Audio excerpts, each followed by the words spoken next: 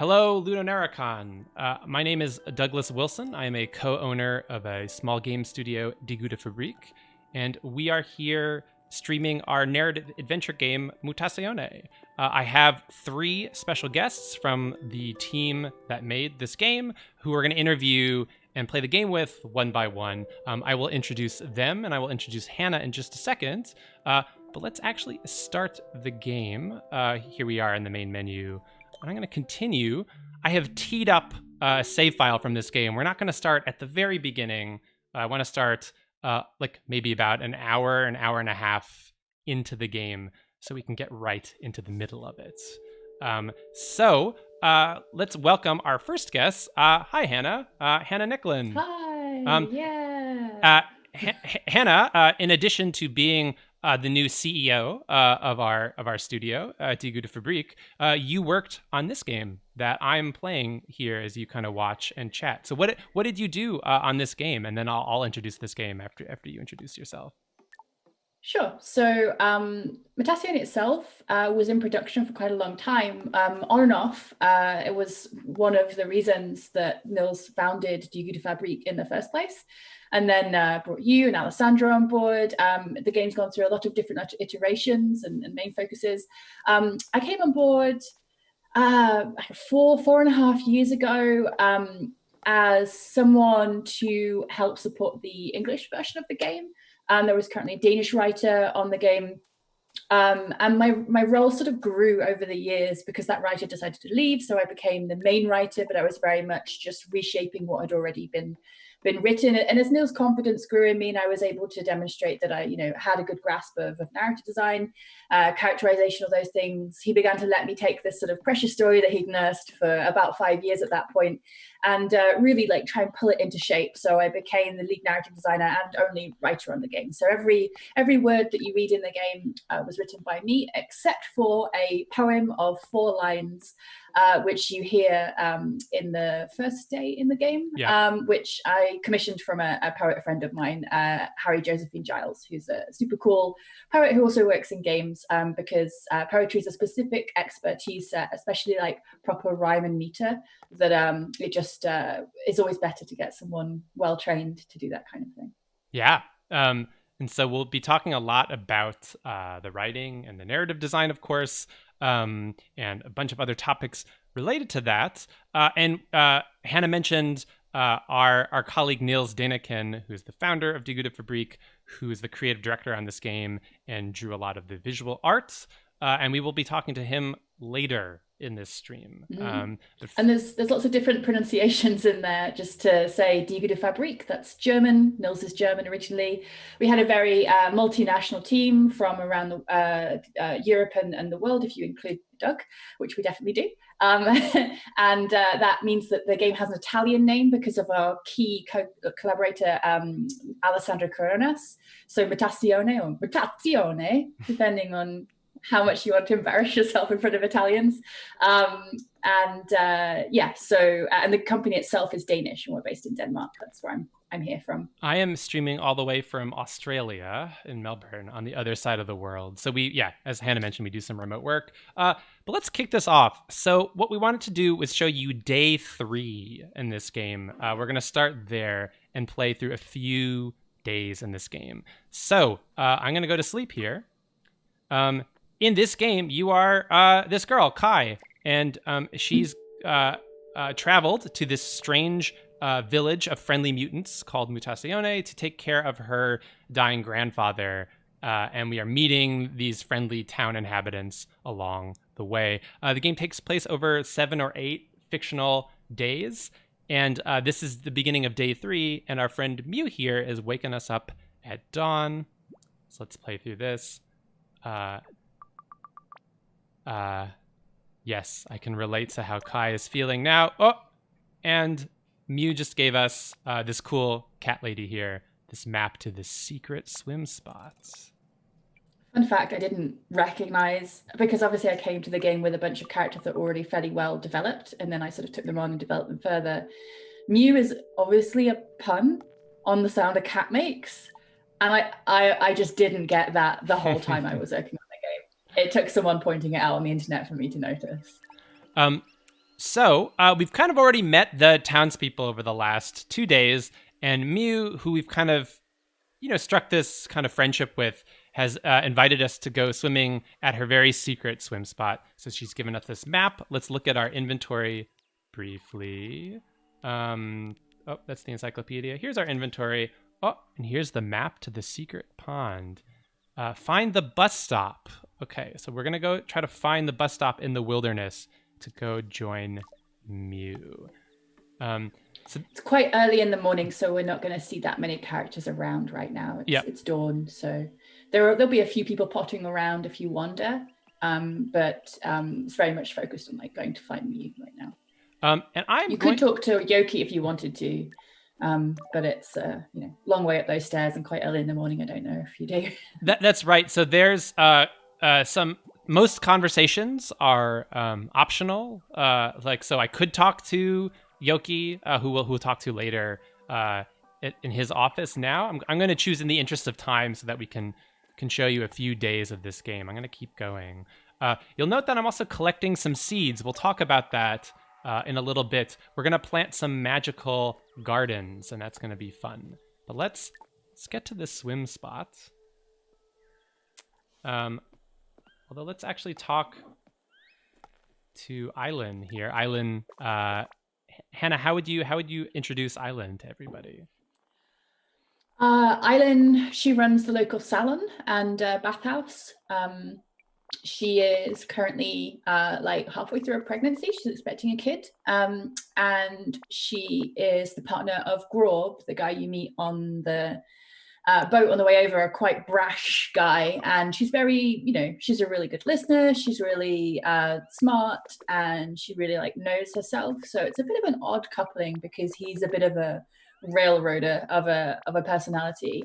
But she's someone who definitely always sees the best in everyone. So I think if you are someone who does hair care, or you're someone who just has to listen to people a lot, I think that you have to be the kind of personality that really sees the best in people. And that's definitely at the heart of their relationship, at least. We may or may not, spoiler, we will find out a little bit more about their relationship and some kind of juicy secrets over the course of this stream. We're going to be streaming for about 3 hours. So, stay tuned. Okay, big cinematic chapter reveal. Chapter 3. This chapter is all about the wild. So for the first time, we're entering the kind of wilderness area outside of town. So kind of in the fiction of this game, we're in this kind of post-apocalyptic continent that was hit by, and none of this is spoilers. This is kind of teased to you. The setup. The setup over the course of the game. Some decades ago was hit by this big meteor, kind of destroyed the civilization on this continent, this island, killed most of the people there. Some people survived. Number of mutations happened, which is why you're in this town of friendly mutants.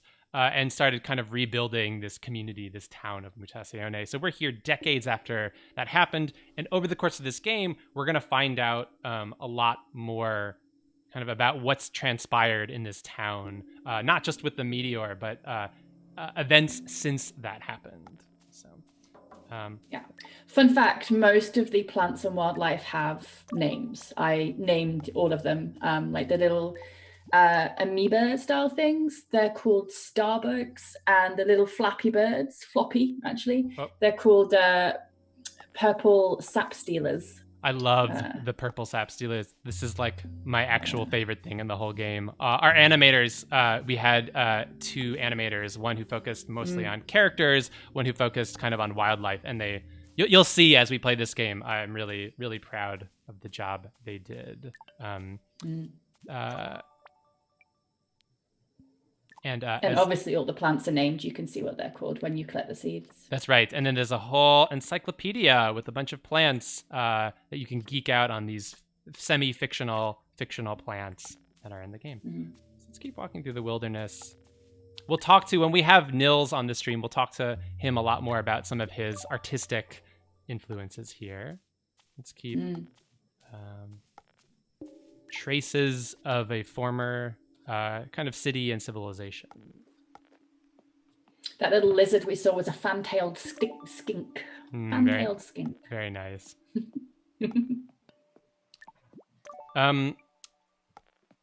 Let's keep going. I really want to talk to you about this conversation that we're going to have with Mew, who is one of my favorite characters in the game. And I think you'll see, Hannah, is it fair to say each day has a kind of different vibe or energy to it? Today, as we're going to see, is like maybe a little sad and melancholic. Is that right? Yeah. So it's hard to talk about without spoiling in a way. But there are definite themes to each day which link into a bunch of the gameplay and so the story is very wrapped into some of the magical gardening that you'll do. The musical gardening, which you'll talk about a lot more with Alessandro later on. Yep. I did a lot of work to weave that gameplay into the storytelling so that any of the work that you do, building gardens, planting seeds, always has a narrative motive behind it as well as a gameplay one. Yeah. But by the way, at the risk of interrupting you, you can sometimes look around at little things in the environment. Here's a little nice bike in the which is maybe nice for the team to put in little personal references into the game. Is that right, Hannah? As a avid cyclist yourself? I am. I have made a promise to myself to try and get a bike into every game that I ever work on. Yeah. So far, I've been successful with shipped games, at least. Actually, there are unshipped games out there that also have bikes in that will never see the light of day. But yes, so there's also a nice little achievement connected to the bike. If you can have a look at it on different days, you'll get different little comments on it, and it gives you the N+1 achievement. N+1 is a joke and a saying amongst avid cyclists, which is like the correct number of bikes to own is N+1. And for me making games, I'm sorry for it. No, but that's one of the great pleasures of making video games is to like sneak in those little personal Easter eggs. You'll see a few more of those from Alessandro and Nils and me over the course of this stream. Just little personal details. I at least for me, it's nice to leave like a tiny little trace of yourself in the video game that you're making. Absolutely. Let's have this strange encounter here. What? Oh.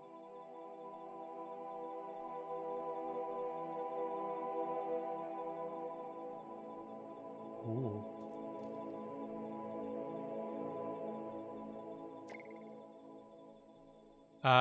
You may recognize this little opening in the trees because it kind of looks like the entrance to the secret pond, almost as if that white deer was leading us to the entrance. Maybe.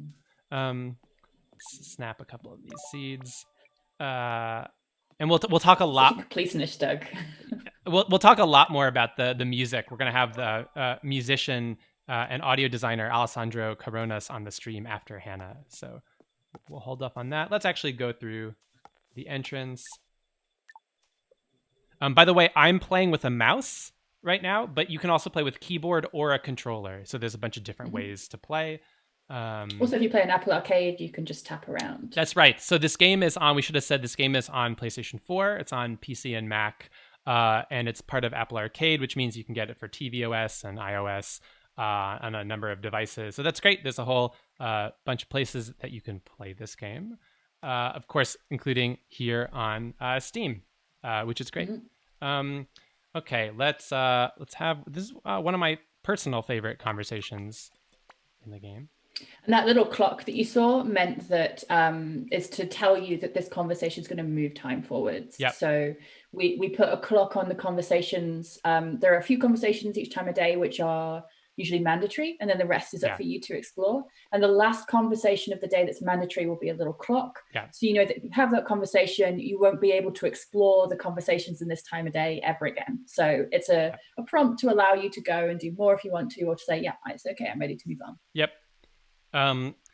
You'll see too, Hannah, maybe after this conversation, as we walk back from the wilderness, we can talk about this. I really like, so some of your dialogue options aren't just a literal word for word what the protagonist is saying. Sometimes you get a vague sense of the intention of what she wants to say. So I'm going to be serious here in italics.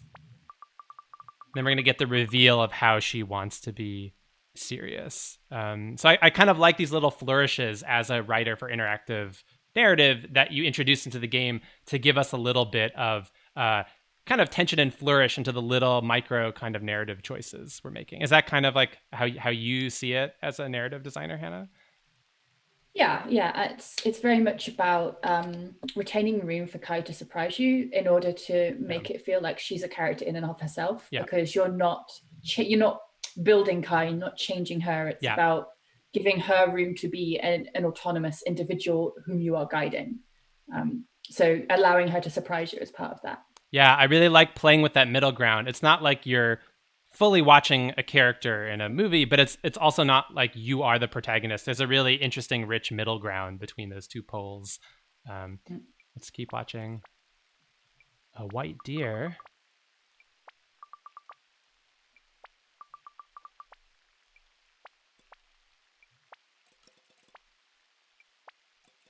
Wow.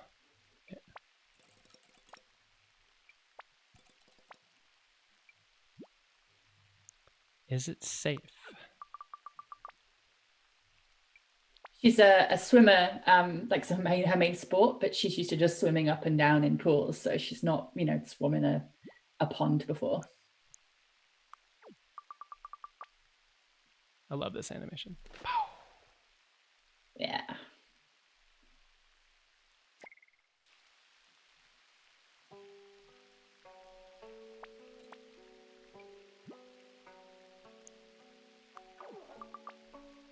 By the way, sitting here in COVID-19 pandemic, I am so jealous of like, oh boy, wouldn't it be great to go swimming outside in the wilderness? Nope, that's not the world I live in. Says you from summer. Yeah, that's right. It's still very early autumn here in Australia. I would probably happily swim in the sea if it made the pandemic go away.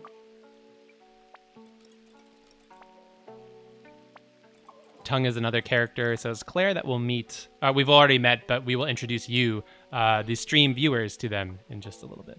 Yeah, this little bit is just to really emphasize the intimacy of the fact that she invited Kai here. She's basically saying that all these people I've known in my life, it would have felt weird to bring them here, but somehow you feel like someone to be here with.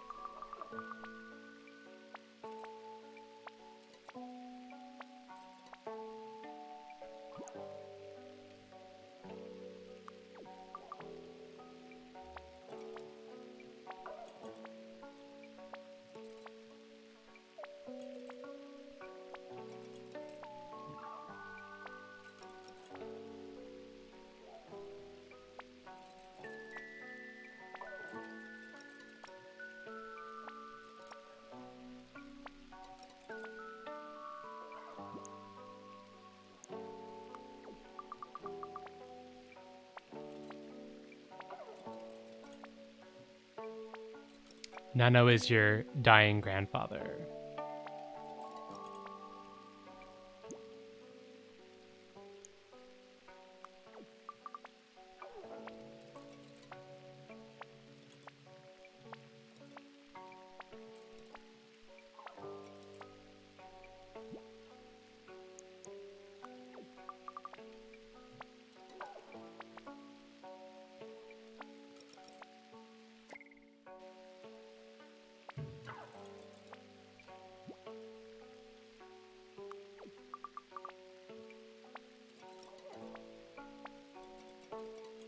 Moondragon is the meteor that destroyed this island decades ago. Although I don't necessarily always state that stuff. I like using like quite naturalistic exposition, where you let characters talk a little bit in ways that they feel very comfortable with, but is a little bit intriguing for the player. Yeah, I'm being a little explicit about that. To kind of catch viewers up here, you would have soaked in a little bit of this information in days 1 and day 2 if you'd been playing up to this point.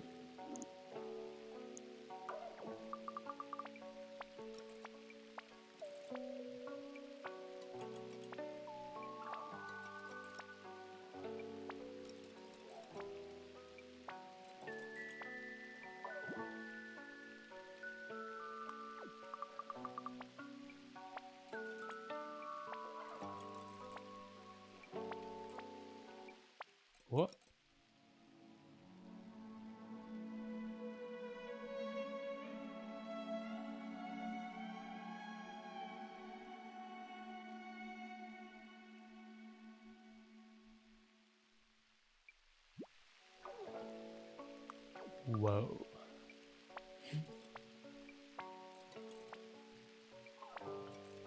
So Mew just hummed us a little melody that we might remember and use in the future.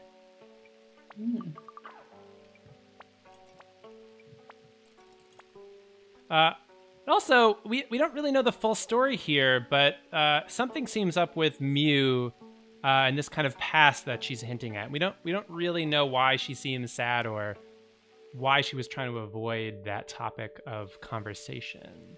So that's a little bit what we're going to learn about today.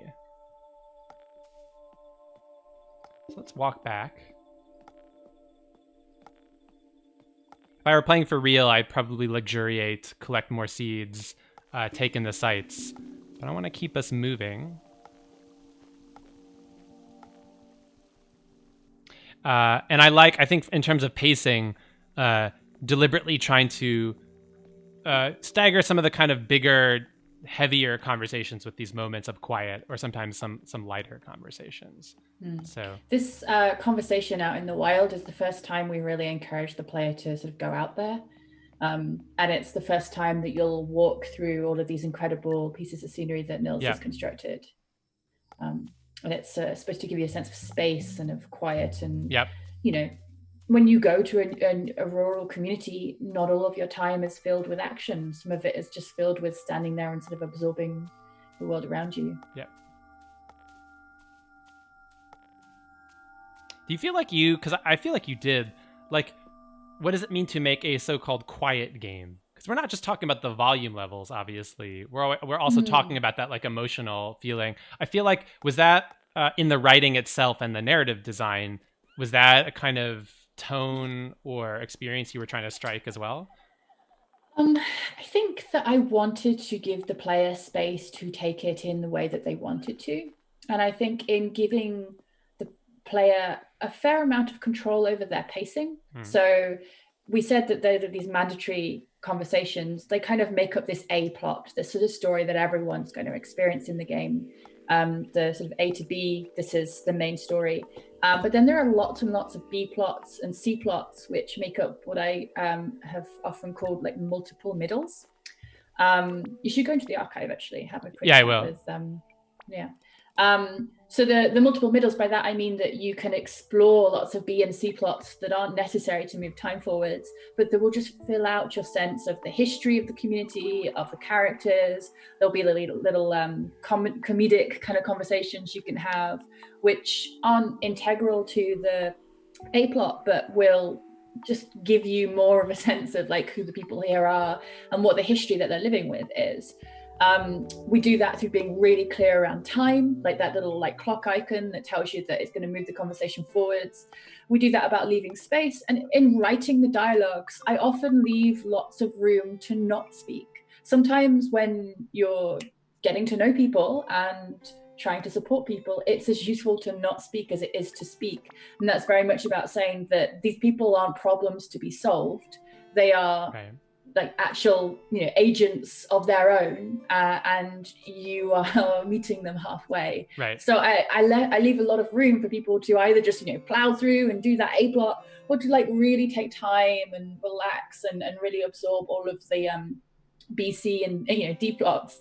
And then I also think that the wonderful like sound design and spatial design from Alessandro and Nils and all of the other people who worked on those things, I think that also is full of a sense of space. Like if you don't want to do any of the story, you can go and you can play with the garden, or you can collect seeds and you can explore the landscape.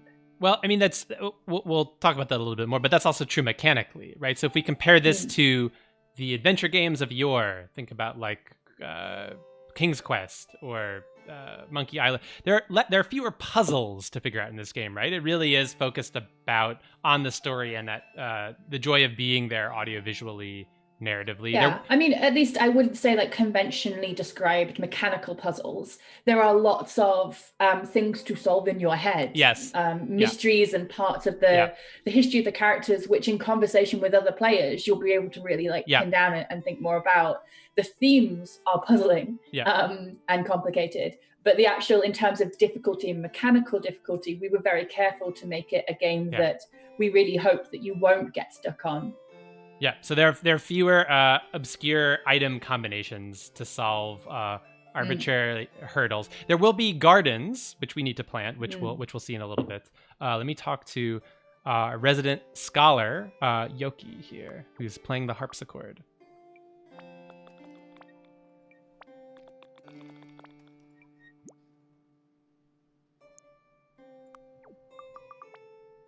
You and Tung are in a band. It's mostly punk, so that's kind of a joke.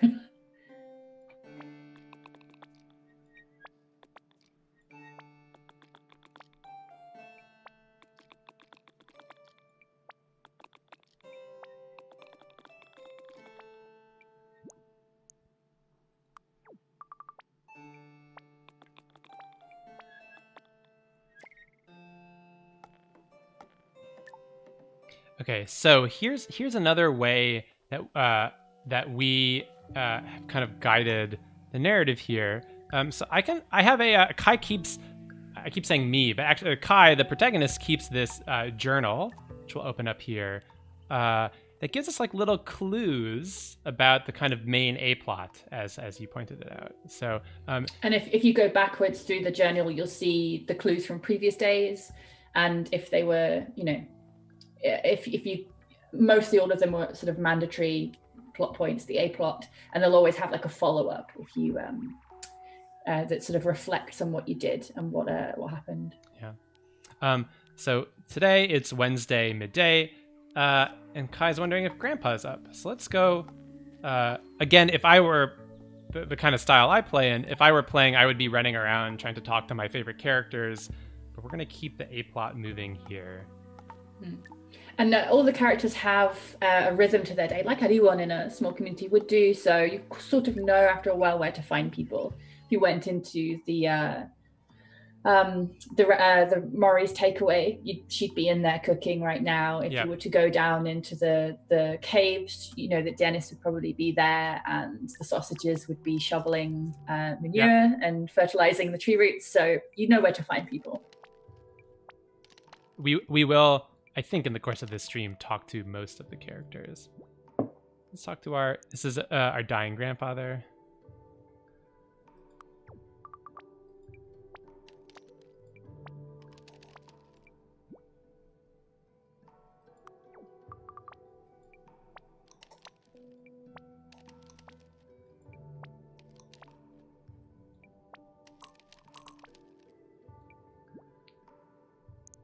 Kai's a little impatient here. You're not going to tell me what's wrong with her? She's 15, And I think Hannah, it's fair to say there's like kind of a subtle lesson here in terms of letting people tell their own stories. Is that right? Absolutely. I think it's really important that the community are quite respectful of Mew. They all know that she has gone through a past trauma, which she is still not quite dealing with. And I think her Nono in particular thinks, actually someone new could be someone that she would open up to in a way that's quite useful. So he's sort of gently guiding her in that way. He's been the steward of this community for a while now. But Kai's a little bit frustrated with him from days 1 and 2, where he's always been a little bit elliptical when he tries to talk about things. He's got a few secret plans for Kai. And it's beginning to be a little bit frustrating. So if she seems a little bit moody here, it's sort of the build-up of several days of that's coming across. So yesterday, our grandfather taught us another special song. So we're starting to realize that song that Mew hummed is another one of these special songs. We used Nano's special song to magically grow some plants that we planted yesterday. So it seems like, using our special drum, we are going to continue to grow some magic plants. And our grandfather has suggested that we grow Mew's favorite, the Blackpool lily. So that's kind of one of our new tasks for the day. Let's look at our journal again. So we know from talking to the grandfather, maybe it's a good idea that we grow some of these plants, especially the Blackpool lily flowers. I really want to talk to you about the music that you're hearing in the background. Save that thought, though. We're going to have the composer and audio designer, Alessandro, on our stream in just a bit. And not to denigrate Doug, all of the excellent work that you did on the audio programming as well. Like, I feel like with you introducing all of these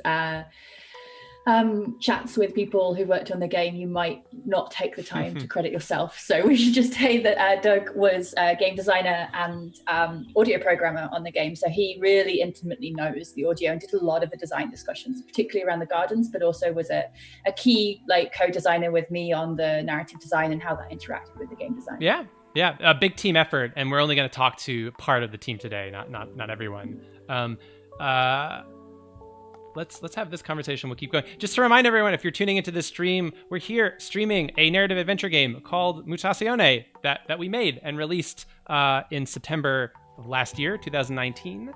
You can get it on Steam and a number of other platforms. And I'm talking as part of LudoNarraCon to some of the developers of the team. Here we have Hannah Nicklin, who is a writer, narrative designer on the game. And so right now we're talking about some of the story and the narrative design.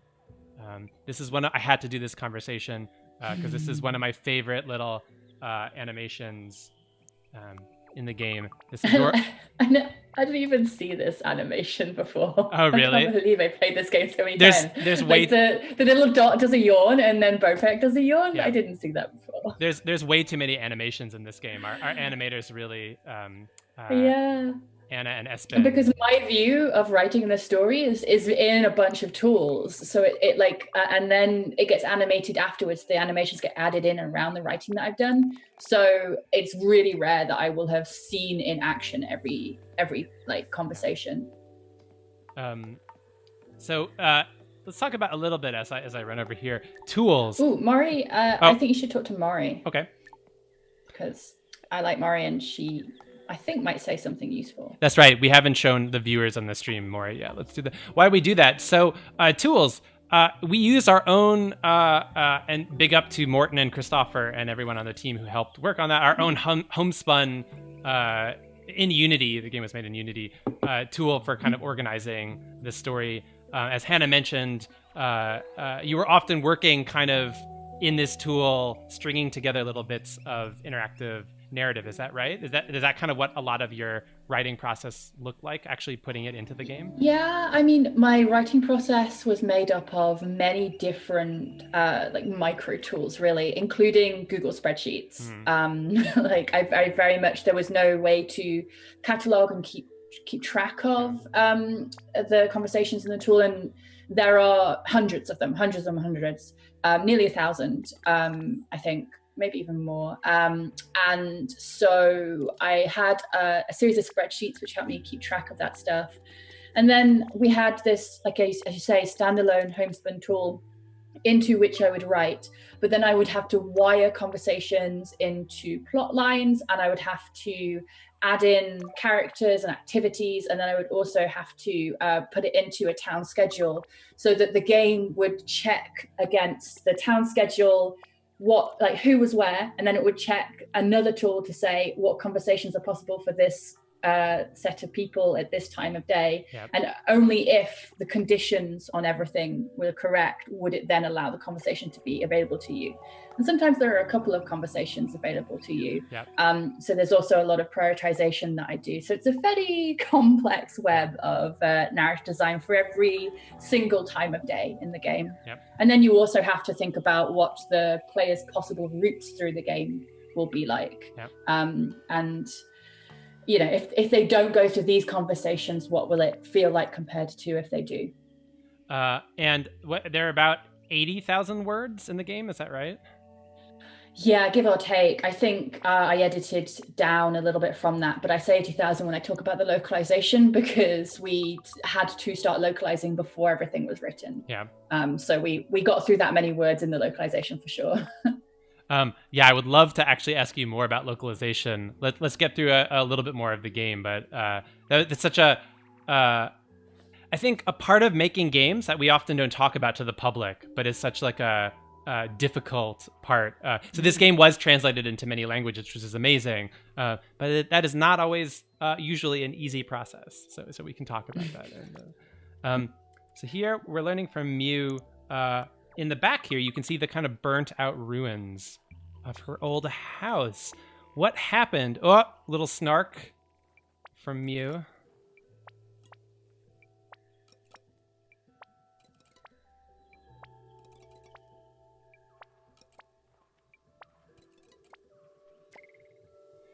So we don't really know what happened, and that's part of what we're as we're like piecing together the backstories of these characters, getting to know them. So that's a little bit what we're going to learn about, not fully in this day, but over the course of this game.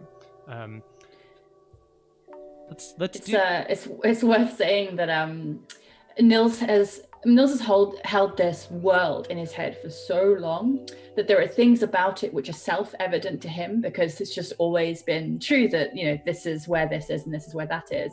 That I would look at these scenes and I would write these dialogues and like, for example, in that I have Mew describe, you know, this is where the door was, this is where the garden was, and Nils would sort of go through and just like, you know, check that I'd sort of I would get all these notes. It's like, actually, Hannah, I think it's really obvious that the door was here. And I had to change like all of my spatial, because to me, it's the ruins. To Nils, he knows exactly where the front door was. And he knows like everything about this world, which is, I'm really excited to that you folks are gonna hear Nils talk more about the originating the universe. And I think, as with lots of narrative games, there's a huge amount of material that hit the proverbial editing room floor. So obviously the story Bible, the character Bible, covers way more than actually surfaces into the game. So hopefully, you know, I think, and that's even true for a lot of your own characterization, right, Hannah? Like just the sense of like the world is actually thought through and much bigger than the little kind of morsels that we actually evidence out in the game, which hopefully contributes to this feeling that the world is much bigger than just this kind of the video game that you're playing. It's really important to me. Like when I came to the brief I was given when I came to the game was that it was a soap opera first and foremost. And to me, the things that define a soap opera is that it's ensemble cast driven, that it is like a long running story, so that it needs to have existed for a long time. So the ripples of what happens in a community continue to affect the community long after. That it's drama driven. As opposed to a sitcom, which shares a lot of the soap opera DNA, but is comedy driven rather than drama driven. And then finally, that it's interested in the domestic. It's interested in, like, it's often considered quite a feminine form. Like soap operas are a thing you might expect stereotypically women to be interested in. And I think that is sometimes used to downplay soap operas. Not all soap operas are badly written. That's not something that in my mind has to define a soap opera. Because I'm a writer, I have a slightly different vocabulary to a layperson who might, use soap opera to mean cheesy, and that's like perfectly acceptable. But when I have to use specific words to talk about form and genre, it's really important to me that those are fairly neutral terms, because an action movie can be good or bad, but it has certain qualities which define it as an action movie. And I would say the same about soap operas. So for me it was quite important that you got a sense of this world existing a long time before you came to it, and that it will continue to exist after you've left it. And it's all about those ripples that move through the community over generations. I'm also really glad that you reminded me to talk to you about this idea that this game is a soap opera, which we kind of talk about when we talk about this game publicly a lot, right? This idea of a supernatural soap opera. So we'll talk about that. I want to get back to that. First, let me tell you really quick about what we're doing here. So I've been planting this musical garden. You see, I've planted these seeds that we've collected around the world, or that you probably just saw Maury gave us some special seeds, so you can collect them from characters as well. So we can plant these little seedlings in the ground. You can see that they're making this kind of procedural music, different instruments. So we hear the Crimson Lily that plays a flute, or the Nijan Palm that plays a trumpet. This is one of my favorite ones. So now we're gonna play that song that Mew taught us. We're going to see some growth, some magical growth from these plants. As we grow the plants, and I'll talk a lot of more about this when our musician Alessandro comes on the stream in a little bit, about the whole kind of musical system behind this. For now, in terms of the story, we are trying to grow this garden that suits this place, that suits the mood of the day, that suits this character Mew, that will hopefully advance the story a little bit. So our grandfather suggested maybe we grow this special Blackpool lily, Mew's favorite flower, to see how she reacts.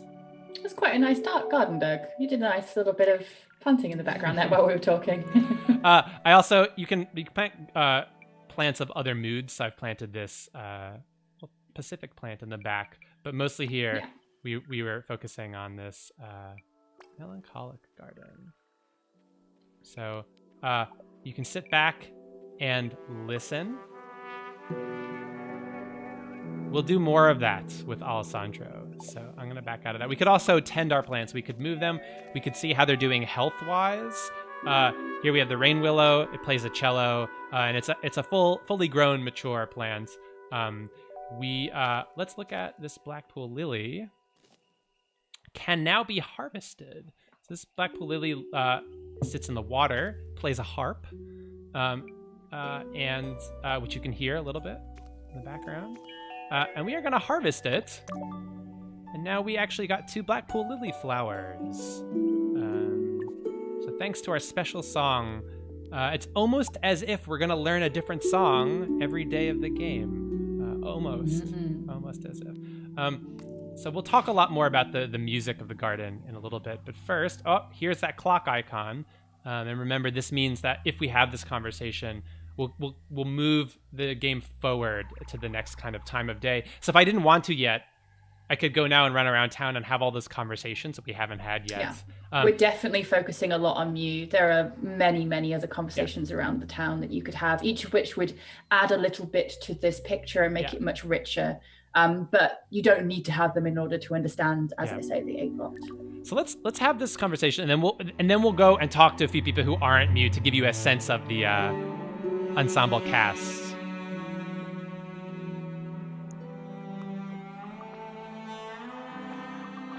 Ooh.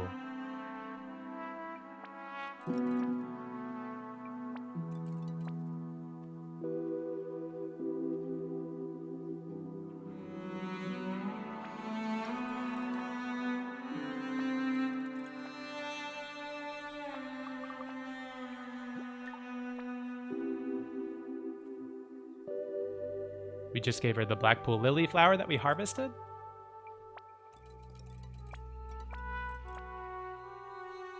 Her kids.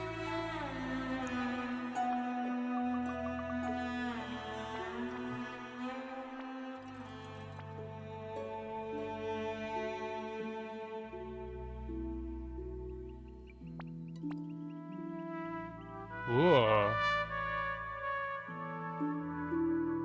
Love that animation. Kai's little blush. Yeah.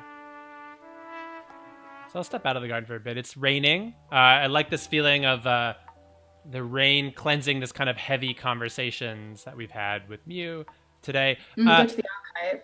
Let's go to the archive. That is, by the way, the first time we've heard, I believe, about Mew's children. So that's for a new player playing this game for the first time. That's a surprising kind of little reveal. So let's talk to Yoki a little bit. I love the light in here. Yeah. God, I wish my office looked like this.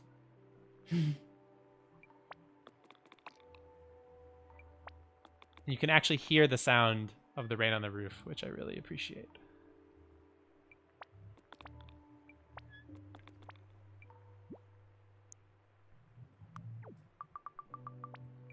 Yeah, who knows which came first? I don't know if I wrote that and Alessandro was like, I should do that, or if I heard it and then wrote it.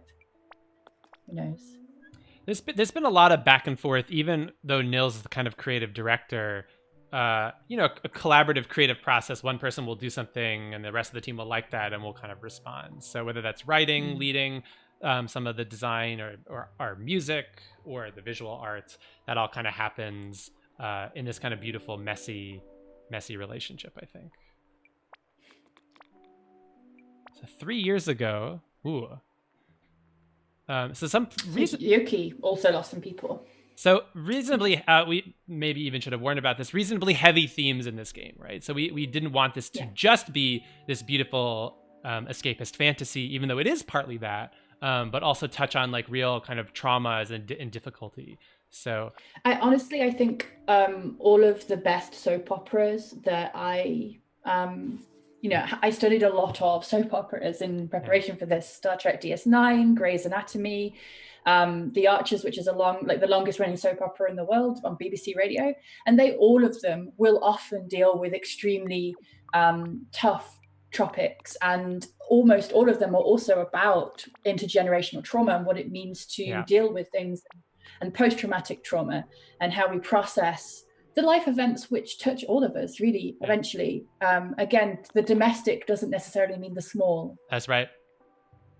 Is it right, Hannah, that in talking about this game, you've said that you feel like the soap opera is actually a kind of a perfect form or genre for actually, in terms of like story talking about trauma, like... I think so, to realistically deal with it. I feel like that's probably the cheesiest of the soap operas that I watched in preparation for this was Grey's Anatomy.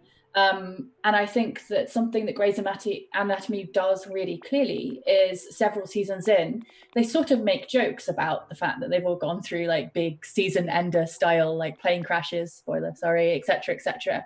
But it doesn't really become about that joke. It actually becomes mostly about post-traumatic stress and how you deal with processing trauma and what it means to move on from trauma, and if you can ever move on from it. And I feel like soap opera is a form which is extremely interested in the ripples that move through communities and the responsibility we have for the actions that we take, because they do last a long time in the world, as opposed to like the hero's tale typical like form that's often used in games where you just run through the world and you rarely go back to see the effect that you had on that NPC that you spoke to, 5 days ago. So it was a real delight to explore a more unusual kind of form of storytelling in a game for me as a narrative designer. Yeah, for sure. Me and Nils definitely influenced by Twin Peaks, which obviously kind of a famous television show. It had that blend of like silly soap opera, but with some of those themes of trauma and the supernatural.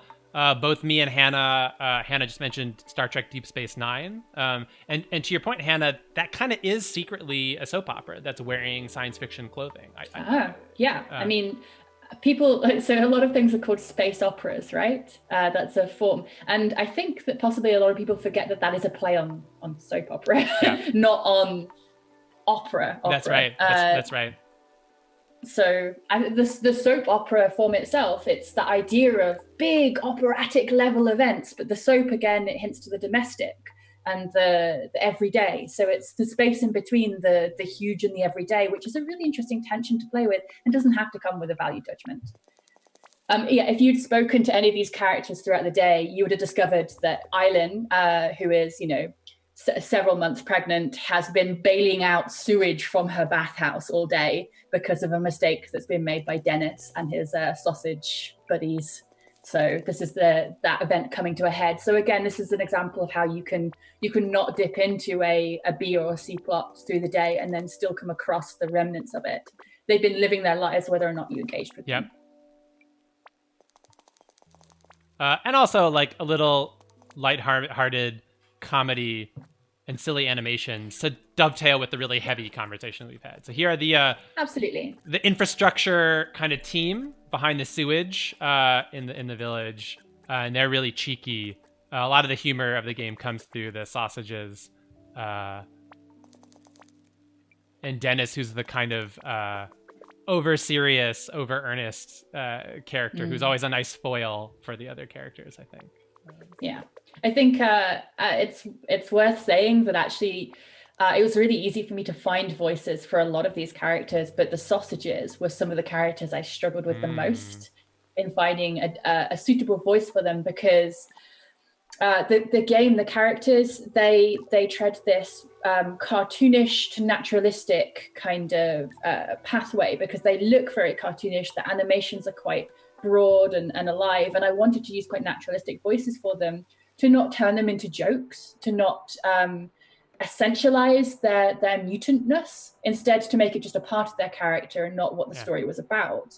But the sausages, they are comedic, and so finding the right tone for them to strike, the right characters for them to strike, so that it didn't unbalance the rest of the tone that I'd set up. It took a long time, and they were the last voice that I really hit. And in the end, this will mean a lot more to people from the UK, or who have access to UK comedy. But I found a Del Boy, Only Fools and Horses style tone to them, where they were always interested in the next get rich quick scheme, and they're always scheming to make a lot of money in a non-monetary economy, which was where I found a lot of the humor, because technically there's no money in this community. They trade and that kind of thing. So they're like, this time next year, Rodney, will be millionaires, and the smart one and who's always sort of trying to just talk everyone down a little bit just goes, that millionaires of what? There is no money. So I found that, but it took a lot of work. We tried a lot of different things to find that. We will, I think maybe in the next time of day, we can actually go down into the tree and talk to them to give the viewers a sense of the sausages. I was really thrilled with that. I think you actually, after many iterations, kind of nailed. And I really like their talking about needing to find this sense of balance, right? It's not just about putting any old humor into the game to counterbalance the heavy. It's got to be the kind of the right flavor of humor to counterbalance the heavier conversation. Yeah, and it has to fit with the tone of the rest of the writing as well, because a lot of the rest, when I came to the game originally, what had been written for the sausages was just pure slapstick, and it wasn't funny slapstick. Like, the things they were saying, they just didn't really make sense as jokes, and they definitely come from a ridiculous place, like an absurdist place. But then as I developed the voices and the tones of the rest of the characters, which was working really well, although that's like absurdism wasn't amusing in and of itself, it no longer fit, it no longer contrasted in a way that was funny with the rest of the tone of the game. So that's why we had to revise that a lot of times. And you'll see here too, right? Okay, so from that, a little bit of comic relief, straight back into a little bit of a tense conversation, right? So Kai, if you've been playing day 1 and day 2, you'd see Kai getting a little frustrated with her kind of mysterious grandfather who won't tell her really everything. So the grandfather has been waxing on about the mom, and Kai's like, listen, let's talk about me. I still don't really know what's going on. And he's just cut her off. Yeah, and he's just like, I can't deal with this. I'm just going to go to sleep. So it is now Wednesday night. And so she's a little frustrated. She's written in her journal, maybe Spike can cheer me up at the bar. So we haven't seen the bar yet. How you pronounce ugh? Oh, what do you say? Ugh. Oh yeah, okay. It's a noise. It's an onomatopoeia.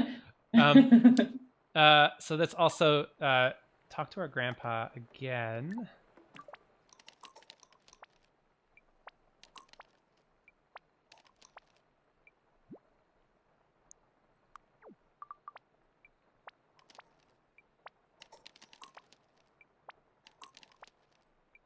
So we just grew that Melancholia garden.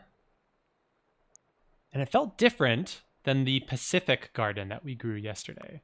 A different mood to each garden that we grow.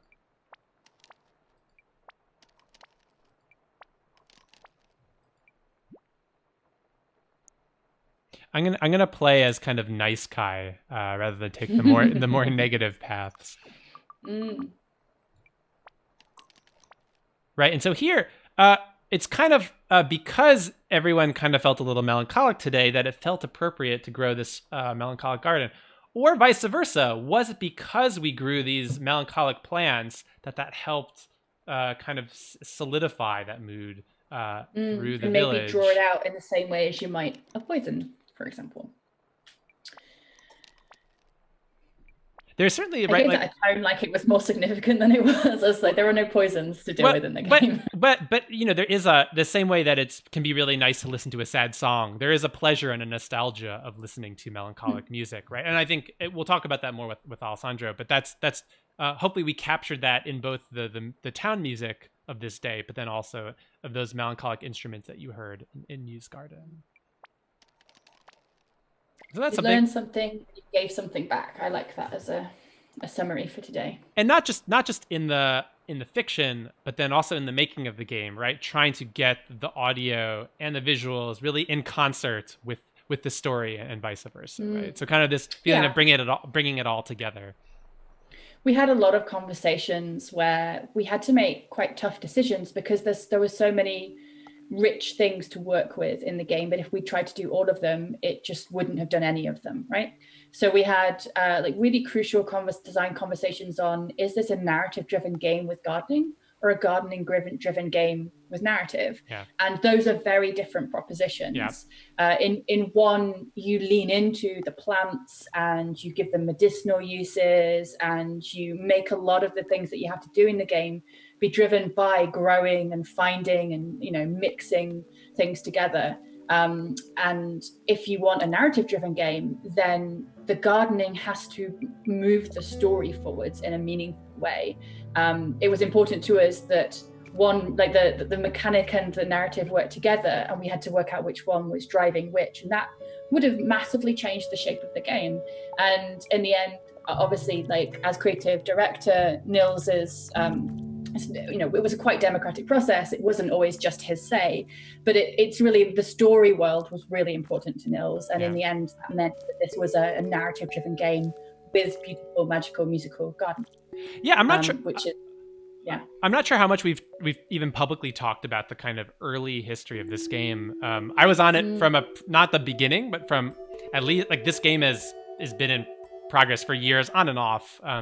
So all the way back in like 2012 really is when I started getting involved. And back then we were kind of more inspired by even like Animal Crossing-esque. I talked a lot about Majora's Mask in terms of these 3 days and this kind of experience of repeating time and learning the schedule of the town. But originally we imagined an even much more complicated gardening system, maybe even with more mechanics, like, oh, maybe you'd have to like water the plants so they didn't dry out, or this plant would attract this butterfly, which you would need to pollinate this other plant. And that would be great, but that would be a kind of a different game that was primarily a gardening game. What we realized as we needed to give space for for this to tell this audiovisual story is that we didn't want to put any of these kind of really challenging puzzles that could kind of like break the flow or gate certain players from continuing.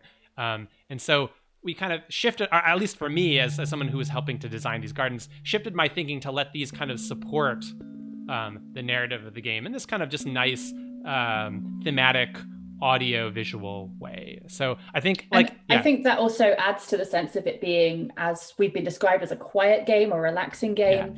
Actually, the themes aren't relaxing. The themes are quite tough.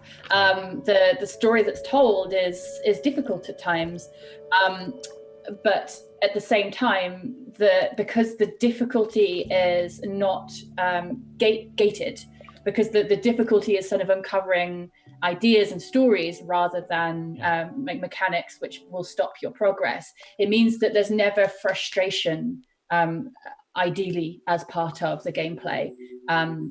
So in that way, it again gives you the room for the pacing to be quite relaxed. Yeah.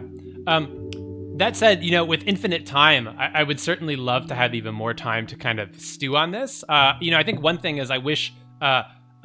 I like that we tied the different moods to the narrative theme of each day. But one criticism I've heard that I actually agree with is I wish we, in the story mode, incentivized players to mix the different moods together a little bit more, right? So, because I think we made that decision fairly late on to really I think I'd been pushing for a little while to ask the question. I didn't have a solution at the time. I needed a design discussion for it to say, look, we can't have the gardens be one strand and the story be another. We need to wrap them into one another. And we finally sort of got to that design discussion actually only like a year and a half out from shipping, which, bearing in mind everything else that we had to do to ship the game, including localizing, etc., was quite late on. So in an ideal world, I think there would be more complexity to how you engage with the gardens, because some of our themes along the lines of like they're anti-colonialist, and they're tackling some of the problems of trying to tame nature and exploit it. And gardens are, you know, historically connected to the idea of man being, and I do mean man typically, you know, the Enlightenment idea that man is the master of all that he surveys, and that, you know, lawns are an entirely made-up construct that doesn't exist in real life. So the actual, there's probably more nuance, there's definitely more nuance with more design time that we could have found in the gardens and how they speak to those themes through their design, their mechanics, and their iteration. I think one thing, so when we launched this game in September, we launched it with just a story mode. And then in December, with our free update, we finally added this freeform garden mode, which is even after you beat the game, complete the story, you can now play around with the gardens and kind of, you know, make your own music, leave it on. The hope for me as someone who co-designed these gardens was always that you would enjoy this process of making your own music and kind of, you know, leave it on, your own compositions on as you cook or you read or whatever. And this is the realities of game design, like making themselves felt in the actual design that comes out in the end. It's that it was always incredibly important that garden mode existed, because it had, for a long time, the game had been just garden mode, and there was more room to play with all of the wonderful work that you and Alessandro did on the music, and all of the thought that's gone into the seeds and how the gardens could and should work, but necessity, because of the deadlines that we had, because of the excellent partners that we decided to work with, it put time pressure on us, including having to localize into like 15 languages. It meant that we just had to make some sacrifices, and because we had always intended to make a standalone garden mode, it made a lot of sense to go, well, we can release that a little bit after as an update, because it was very easy to take out and put back in. But it's still difficult and hard for us as designers, because it always was and is integral to what we hope people will understand of the game, and necessarily updates are almost always seen as add-ons, not as part of the you know, because they're not what gets reviewed. We were really happy to get some reviews, people talking about garden mode when we did release it, but it's never quite seen as part of the whole, although it always was considered so. That's just the realities of game design, you know, kicking us in the head repeatedly. Maybe I'll show a little bit of garden mode when Alessandro's on the stream in a little bit. I think for me, that's where I really love mixing these different modes together. I really like the trumpet from Melancholia, but the acoustic guitars from Pacific and this voice from Euphoria, and now I'm going to really mix them all, because there's over 100 different plant instrument types and species, which we're very proud of, and that to me is where this really comes alive, like making your own ambient music soundscape. And so I've phrased it before, like it's a kind of literal stop and smell the roses. So I guess it's my hope, and I think this is successful certainly for some players, that even in the middle of like trying to beat this story game, slow down just a little bit. We can sit here like this, like I'm doing right now, and kind of enjoy your music composition. The deep strums of that, different types of guitars that you're hearing, the table harp. You should go and talk to Mew, because her house is really cool. So let's, and our goal with Hannah was to finish day 3. We're almost there. So let's do a few final conversations. Yes. This is one of the coolest scenes for sure in the game. Mew's house.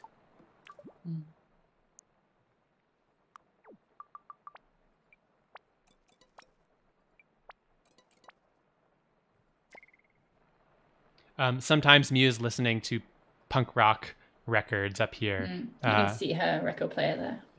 Yeah. Sometimes she's hanging because she's a hunter. Meat curing meat. So we may see some of that later in the stream.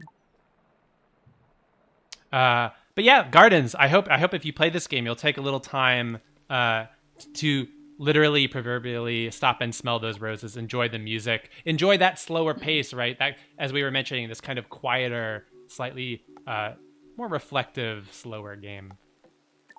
One thing, I don't know, Hannah, what you think about this. Our friend and colleague Nick Sutner mentioned that and I believe this was Nick, that he would play one chapter every real world day, and so play this game over the course of a whole week, which I really loved. In fact, that to me would be the way I'd recommend. I mean, not that there's one correct way to play this game, but I really love that idea to, instead of like rushing it all at once and playing in some big 7-hour session, to kind of tease that out, that slow pace over a full week. So I think that's definitely the serving recommendation we would give. Like if we were to talk about the game in that way. For me, like adding in clear time periods of day and adding in clear chapter titles, it's all about saying that you don't have to rattle through this. You can take time. You can take a break. It's all, and I think that allows you to savor the quality of the storytelling a little bit more. By quality, I don't mean I'm telling you that it's awesome. Of course, it's awesome. I mean like just the feeling of the storytelling. I think will sink in a little bit more particularly if you go chapter by chapter and have time in between each of those. Here's Spike. He's one of the few humans in the town. Came from the mainland, I think a couple decades ago, and he runs this bar in the middle of town. He's talking to our friend Tongue, the big friendly green oaf. I really like Tongue. Spike actually, for fans of the His Dark Materials trilogy, Spike is really influenced as a voice in my head by Lee Scoresby. Wow, okay. I like to imagine Lee Scoresby, if he was able to settle down and maybe adopt Lyra, is Spike settling down here and adopting you. Hannah, you're kind of blowing my mind because I only watched the television show after we released this game. And so now it's like, oh, wow, live on stream, now I finally understand that character reference. I haven't read the books yet, but... Yeah, the books are very good. I recommend the books. The latest one is a little bit, I don't know, Philip Pullman wrote the trilogy actually quite a long time ago now. I think I read it when I was 12 or 13 or something, and I'm now 35. The latest book, it returns to the world, but he hasn't moved on enough in the way that he's put. He was okay at portraying a young girl as a lead character, but now he's portraying a young woman, and there's just a little bit of clumsiness around that, which you feel. It still feels like it's being a young woman as the main character who's being observed by a man in his writing of her. So, yeah. Oh, yeah, this is a great reference. This is a reference to, is it High Society? It's got Louis Armstrong plays trumpet in it. It's an old black and white film. Whoa. And it's a musical, I think. And then there's this scene where they have a model boat because the character who used to be in love with, they used to be married, and they're having this, I think it's like someone like Gene Kelly or Clark Kent, or I don't know, that's Superman. Who do I mean? Clark Gable? Yeah. I've lost all of the information to do with this in my brain somewhere. But there's this discussion they have about this boat, and there's this model boat they set on their swimming pool, and he goes, she is ya. And it's just like a thing that old-fashioned people said about boats, and it's a tiny reference, but it's in there. Or as Spike says, right? What I mean, there's a romance in a boat. That's true. Yeah. That's true. I'm going to have to quickly Google who's in High Society. They're talking about the fact that Tongue is fixing up this small boat. We'll see more of that later on in the stream. Okay, High Society, romantic musical comedy film starring Bing Crosby, Grace Kelly, and Frank Sinatra. Whoa. Sinatra, who I was looking for. Sinatra and Grace Kelly. It's extremely good. Extremely good. I love this late night rain. I love the sound of rain. Let's have this conversation. So we're just overhearing this one, actually. So a couple times over the last couple days, we've seen these kind of private fireside conversations between Tongue and Island, almost as if something's going on here. Maybe, and maybe we'll learn about it tomorrow. So in classic soap opera fashion, there will be some juicy plot twists.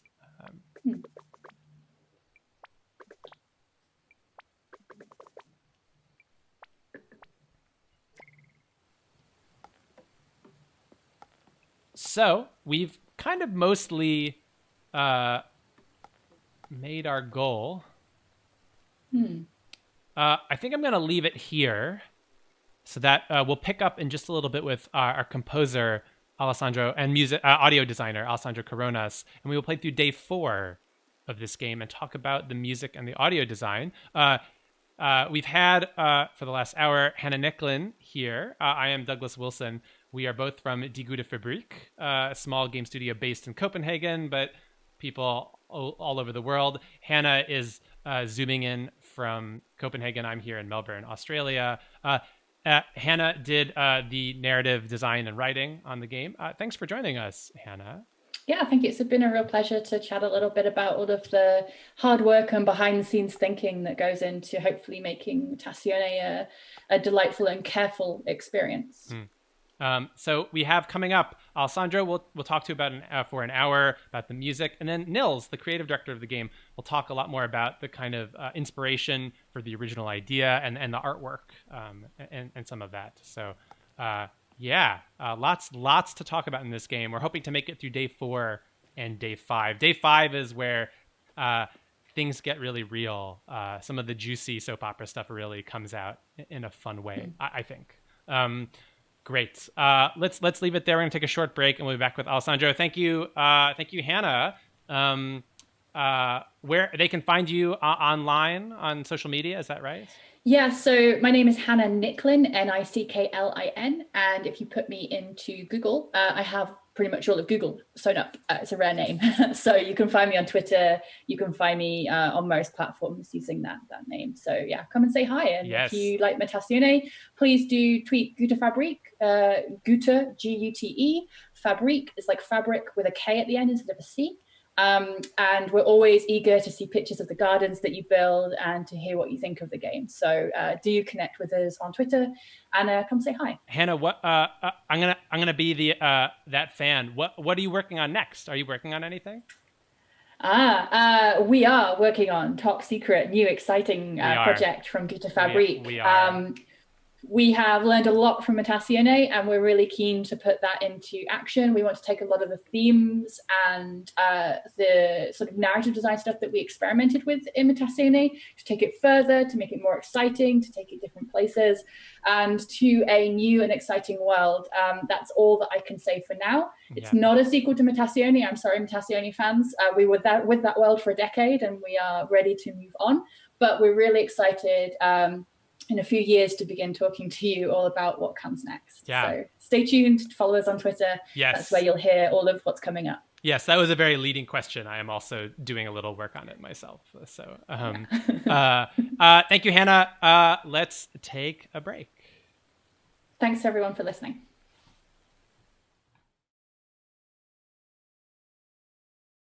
Hello, welcome back to our Mutazione stream here at LudoNarraCon 2020. Thanks for joining us, and thanks to our writer and narrative designer, Hannah, for joining us. I'm here with another special guest from the development team of this game, Alessandro Coronas, who I will introduce in a second. I am Douglas Wilson. I'm one of the co-owners of Die Gute Fabrik, and I helped work on this game, Mutazione. It's a narrative adventure game, a kind of supernatural soap opera, as we were talking about with Hannah.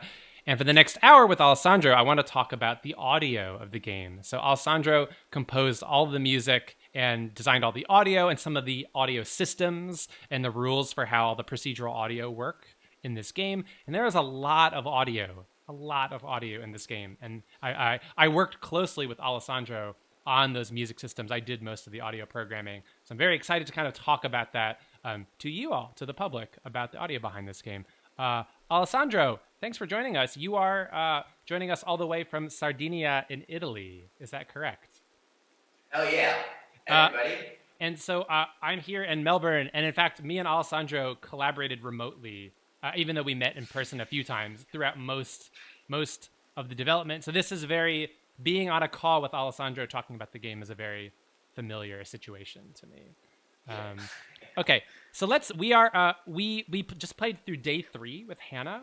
So this is, in this game, this narrative adventure game, you're playing as Kai. You're visiting this town of friendly mutants, and you spend about 7-8 days in this fictional world. So we just completed the 3rd day. So we started this stream kind of midway through the game, and now with Alessandro, I want to play day number 4. And we're going to talk about the audio. We'll play some of the gardens and talk about how that was composed. In day 3, focused on Mew and had this kind of melancholic mood. Day 4 is going to have a different mood and focus on a different character. So it's late night here in day 3. Let's go to sleep. But before we do that, let's go visit Mew one more time. You can kind of hear in the background some noisy music. Mew is here in her house, listening to punk music. So Alessandro, you actually recorded all the music we're listening to here. Is that right? Yeah. In one single day. So all those voices we hear in the background, that's actually you singing. Yeah, that's me screaming on the microphone, and then I pitch them up a little bit so that I could just be more female-ish. Yeah. And there are 3 songs in the game that Mew listens to. Is that right? Yeah. They live together, and actually that day I made, I think, 5 or 6, and one that didn't go through the game, but at the game, like, it's on the OST. Yeah. Great. And there is, and that the original soundtrack, which we're selling on a bunch of platforms now, including Bandcamp and Steam, that clocks in over 4 hours of music. Is that right? Oh yeah. There is, and that doesn't even include the garden music. So there is a lot of music of all different genres, and we can talk about what you were trying to achieve with the audio direction. Let's start with day 4, though. All of these sound effects, like the rain and the birds we hear in the background, so that's, you also designed those sounds. And just for the listener, so a bunch of this is actually synthesized sound effects, like the rain, the birds, the bugs. Is that right? Not actual field recording. Some of this is done in a synthesizer? Yes, all of them. I think the only one that's the real field recording is a layer of cricket that I recorded in Cambodia when I went there back in 2015. So everything else is made like using a synthesizer because we needed to have that procedural. So we need to have like isolated control clips that I could just play around with. So why not say record like in individual clips like rain or a bug or a bird or something? Like why synthesized imitations of those? Because we needed to, like, it's a long story. Like when we started to like sketch the algorithms, the procedural algorithms, we thought like it was sounding pretty promising, and essentially we thought like, what else can we do procedural? And then we decided to have also the to give it a go for all the ambiances, so that you could hear a bird like on the right, then you could hear them like on the left, say 20 seconds later, just kind of give you the idea that the actual sound is actually moving. And to give it procedural, so it's not like a loop that kind of repeats, but it's. And in order to do so, we needed to have them separated into the clips. That's why. Was there any consideration for like not wanting it to be too realistic? Because like obviously this is not a super realistic 3D game. Like the graphics themselves are stylized. Is there like an aesthetic fit there that so purposely some of the audio effects are slightly synthesized as well? Yeah, that was a clear request from Nils. We didn't want it to have like a natural soundscape that you could relate to other places. I mean, for the most part. But they had something that unique. Like when I made a frog sound, I was actually thinking about a frog, but still is a frog sound that you've never heard before. Yeah. Synthesized. I do really appreciate that the audio helps us create a sense of world, like the fact that you can hear, as you would music kind of leaking out of her house, booming, echoing through the forest, or if we go inside, the kind of muted raindrops on the roof. I think all of that's actually really important to, making you feel like this is a living, breathing place. So good job. All right, let's go to bed. Are we gonna have a drink now? I think we are. Ooh. So tell us about the audio direction for these weird dreams that Kai has. Okay. Wait, can I actually see watch it? Because Yeah. It's been a long time. All right.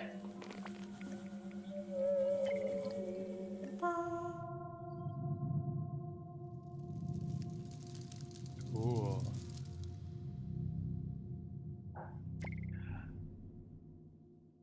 Okay. Oh wait.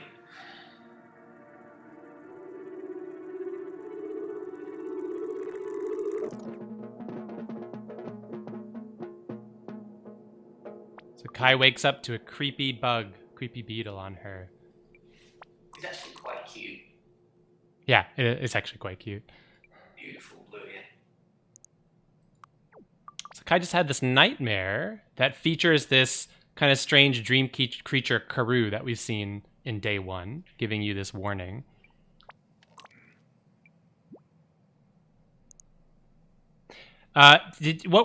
So there's that kind of pong sound that seems to follow Karoo around. Did you have like certain inspirations of what like the kind of audio direction for these strange dream worlds?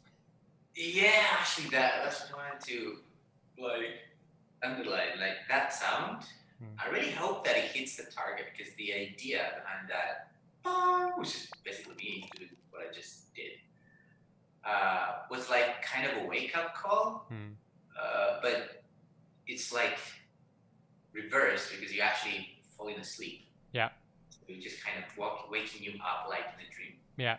Cool. And I just wanted to have like something hyper simple like this to kind of wake you up, because it's not. I don't think it's a sound that you would expect like in a this kind of really basic kind of vocal effects.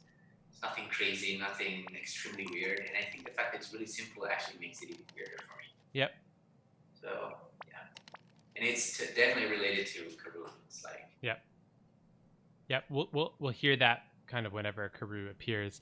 Okay, so you've woken up from this nightmare. Your grandfather is actually feeling a little better, which is great. And so we're actually going to take him on a field trip to the bathhouse.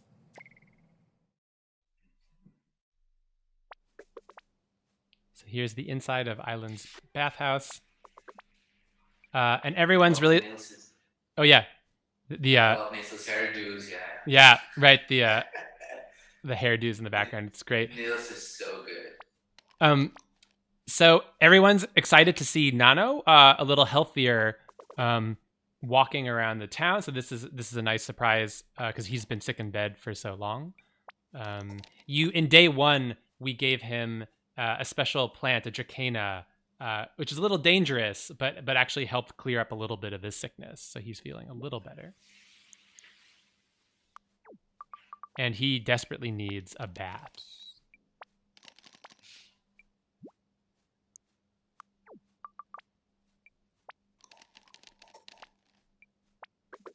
Actually, yeah, now that I think about it. Like, I made Nona's vocal sounds like super throaty and with a lot of grit. I'm just wondering right now if we should have changed. Like, it was really bad. Oh, interesting. That yeah. So what Alessandro's talking about, which is great that you brought up, notice when the text is being revealed, we add that kind of not actually voice acted, but this abstraction of their kind of what they might sound like. And Alessandro, tell us a little bit about that. So each character has a kind of different like instrument or texture to them, right? Mm-hmm. Yeah. Nonos Prince is like, I always want to like, of course, like the first time you meet him, like he's really sick and with, I don't know, I always imagine like a lot of snot, like a lot of grit, like things like were flowing like within his body. And then like all the other characters have like a similar like approach. I think Eileen's as I just use like in a super dumb way a couple of scissors, just because she cuts the hair like I remember like we did something like that. Plus some other sounds like stacked on top.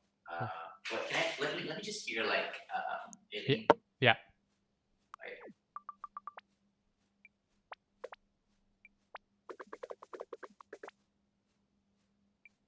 Probably also there's like some kind of, I think there's scissors in hair, like this kind of, not really my hair, but like, I don't know, probably even spaghetti, I have no idea. Like I just did something with, that I could just rub and it just reminded me of hair.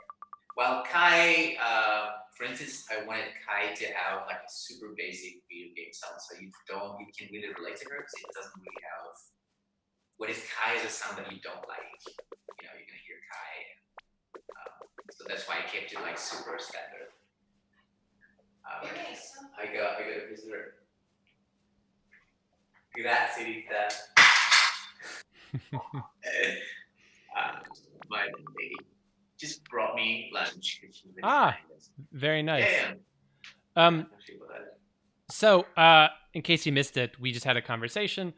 We're gonna go kind of grow this plant so that Island can harvest some oils from it.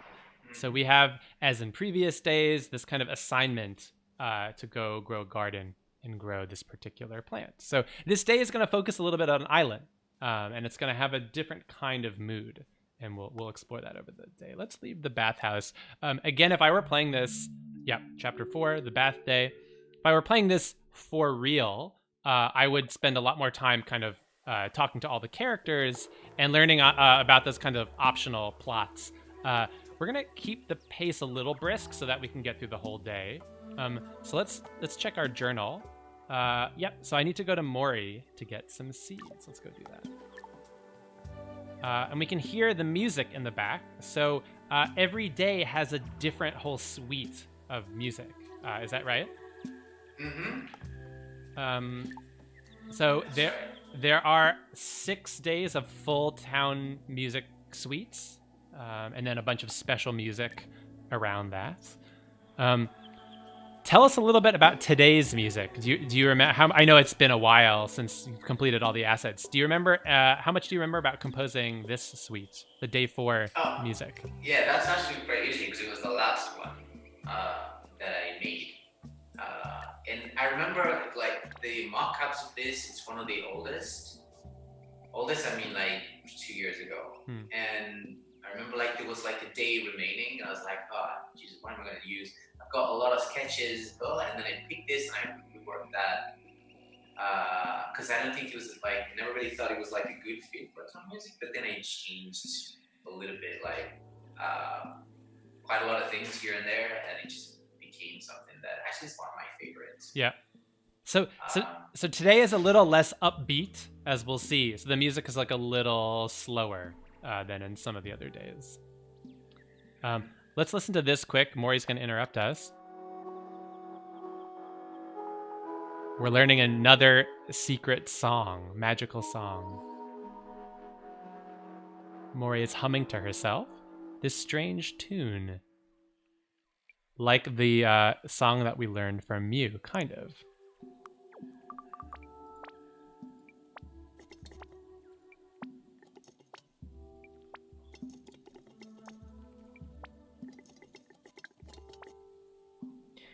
Today's a little edgy, so she's singing this edgy song to herself.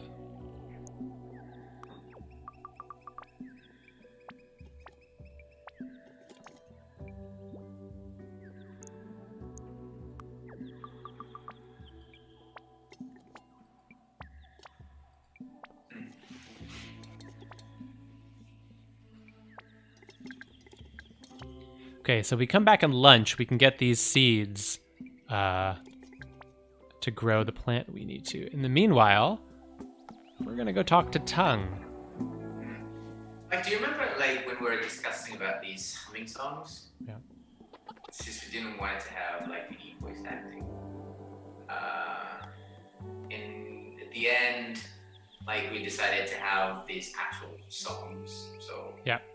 And I always wonder, like, how the player, kind of felt them. Right. Because, like, by the text, you could tell, like, Mori was actually humming. Yeah. But this song, and I always wonder, like, if they would just glue them together. It just makes sense. So yeah, that's right. The song is a little bit of an abstraction that will tie into the actual plants in the garden making their music. So today's mood is harsh, and so we're going to grow this kind of harsh garden with its own specific kind of set of instruments and vibe to it. Let's go talk. By the way, I like that the noise that these chickens make. If you... Yeah, that's actually my voice. Oh, really? That's amazing. Yeah.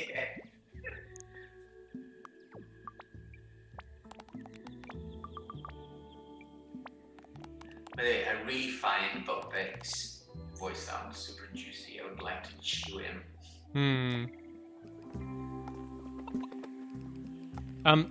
So let's talk about the music that we're hearing in the back. So every day has this different suite of music we've been talking about. So this is not just one MP3 that's looping again and again, right? So I helped design this kind of series of layers that kind of combine procedurally. Tell us a little bit about that and what it was like composing that. So how does the town music actually work? Okay, so first of all, like composing for like town music, and doing it procedurally in a song form has been really tricky. It's probably one of the trickiest parts. Because especially when bridging one section like to the other, like it's basically what's do you remember like in the early days we approached it from like a clips perspective, like pretty much like the gardens. Yeah. But it's like it was just like a nightmare because like if the garden's in free form, so you have so much more freedom. In a song form, you have a structure that you have to follow. So yeah. Instead of thinking of single chords that just can create like endless songs, which is the end, like I really had to strip it down. Like remember, like I think it was 2 years ago, and it was like October. So listen, we have to strip it down. It's impossible to test. Yeah. So now we are thinking in sections, but within a section, there's like a bunch of layers that change.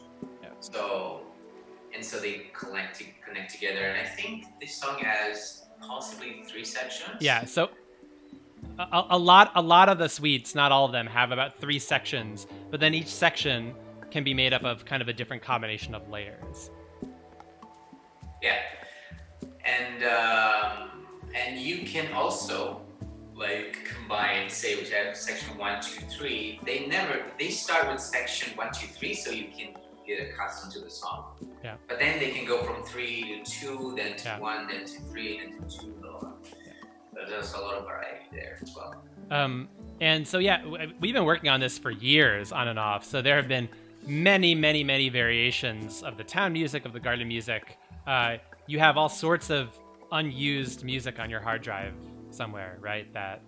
And that's what it's like to iterate on a game, right? You make so much stuff, but in iterating, you also have to throw away a lot of stuff as well. And as Alessandro was saying, originally we had made the music even more procedural, like stitching together lots of little clips, and that just got a little unmanageable. So we ended up kind of revisiting our approach, but still having some amount of procedurality so that you don't get sick of the same old 4-minute loop again and again. So there's always like a little bit of variation to it. I think, Alessandro, in some of the suites, there's a nice little vocal layer that will come in if you play long enough as well. I can't remember. Is that in today's music as well?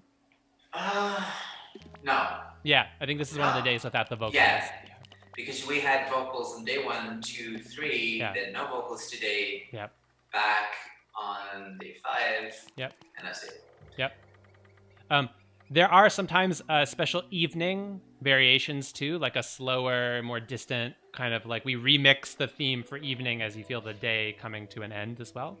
Well, it's not actually a remix. I just composed that from Yeah. scratch. But I use the same instrumentation, slower tempo, yeah, stars. We're about to get one of my favorite animations. Yeah, me too.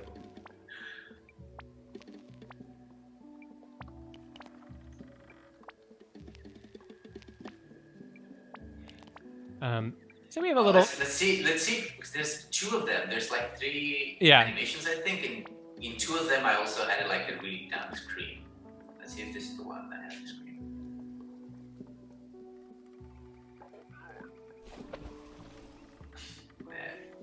If you, I don't know how well you could hear it. You could hear him go a little as he. That's the one. But that's not my favorite.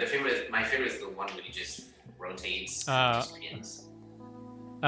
So we have, in terms of the story, this nice little side conversation, kind of some flirting between Claire, who's a little shy, and Spike. We'll see that's going to be relevant to what happens at the end of today. So again, some of this soap opera juiciness, some budding romances that may or may not go smoothly or not. Let's go talk to Tongue. He's in his yard working on his boat. By the way, coming back to the vocal sounds, like I think Spike has sounds that are made by just manipulating an acoustic guitar because he plays the guitar. Yeah, Tongue is pots and pans that I use. Now we're gonna hear it. So you're deliberately trying to kind of repeat some of these like musical motifs, even a little bit, in how they speak in terms of the instrumentation. I mean, maybe that's not the music per se, but yeah, but like I really needed to get something like a connection. Yeah. Like to kind of glue them. It's and the goal was not to make it super obvious, but like kind of the back of your brain, that this is a drum sound and it's kind of goofy and kind of related to. So I know from working with you a lot, Alessandro. So the details really matter for you as an audio designer for games. Is that right? Yeah, it's all that matters to me. Like because I take you that you come up with a big beautiful bulk for granted. Like that's the basics. Yeah. And I think for me it's all about just pushing things forward and just really get into the finest details.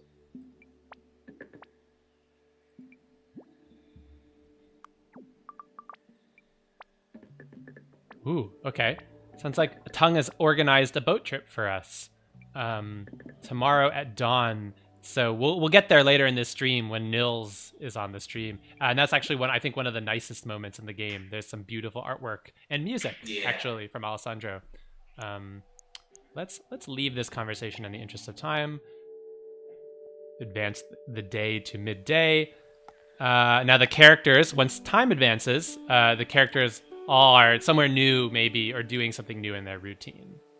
Sorry, can you go back to that scene? Yeah. I just noticed something super cute right now. The barrel to hold on, just to keep the boat out. I just noticed that for the first time. Oh, yeah. Yeah, it's beautiful. Yeah, you can definitely see, and we'll talk about this with Nils as well, but this sense of like this community reusing whatever kind of scrap materials they have for everything. Yeah. Okay. So let's check our journal. That's right. We need to go get those seeds from Mori.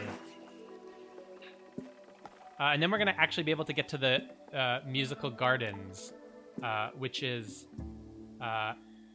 good because there's a lot to talk about with the music, the magical procedural music gardens. Okay. Here's Mori's stir fry. And we also have the chance to listen to the. Hopefully, can we just cook something? I don't know. Oh, she's gonna cook something, right? I think she's gonna give us the seeds first in the conversation, and then we can ask her to cook lunch for us. Fingers crossed. Okay. Fingers crossed. Because I haven't listened to that music for I don't know, probably since I did that.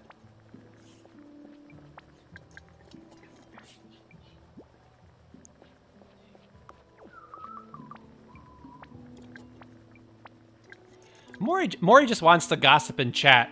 Kai is going straight for the, hey, did you get the Korokoa? So Mori wants us to slow down. And I think that's kind of the ethos of the game as well. Don't just burn through it to beat it as fast as you can. Actually take the time to kind of talk and chat with the villagers. We're going fast in this playthrough just because I want to get through the day with Alessandro. But we did get the seeds that we came for, and a few others, which will be useful in our new garden. Let's talk to Mori again. Fingers crossed. I think it's going to happen in the next conversation, Alessandro. Okay. Mori's a big gossip, the town gossip. Yeah, it's a really cool starter. And I really like the cooking sounds subtly in the background. Yeah, there's actually, I think those are actually real sounds of me chopping something, which is Oh, really? really unusual for the game because I don't usually go for the actual thing, just to keep it a bit more abstract. Also, this is what, again, Nils always wanted, like, to do.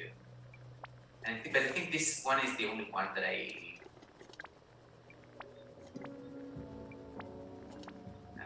Yeah, you can sometimes see her arms move to chop. Yeah, like that, and you can hear the chopping on the chop. Yeah, at least like I try to make them like super juicy as. Actually, I'm getting hungry every time I used to go to Mori and just get in these foods. But this happens mostly in all games that I play. All right, so this is good. If you come in and talk to Mori as an optional conversation, you can order lunch. So let's do that.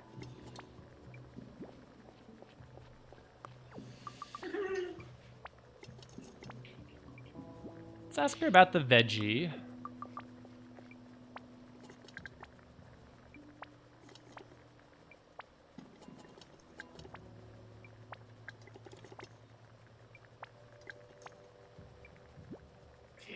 Sure, let's at least hear what's on the meat menu.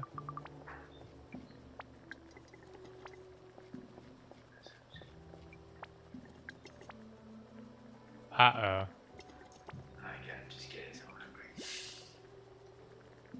I think we're gonna try the veggie stew.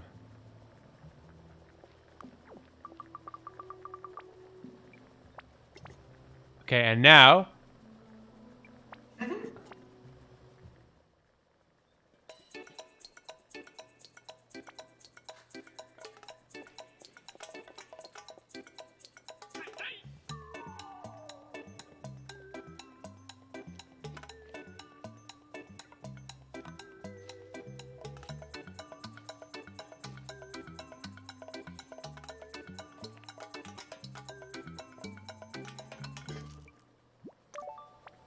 nice little cooking jingle. And there are some variations on that jingle, right? So if you order meat versus veggie, you get a slightly different jingle. And without spoiling too much, on one of the days you can order a special vegan dish, and you get yet another variation of that jingle. Mm-hmm. Yeah, that's probably the gamiest music that I made for the game.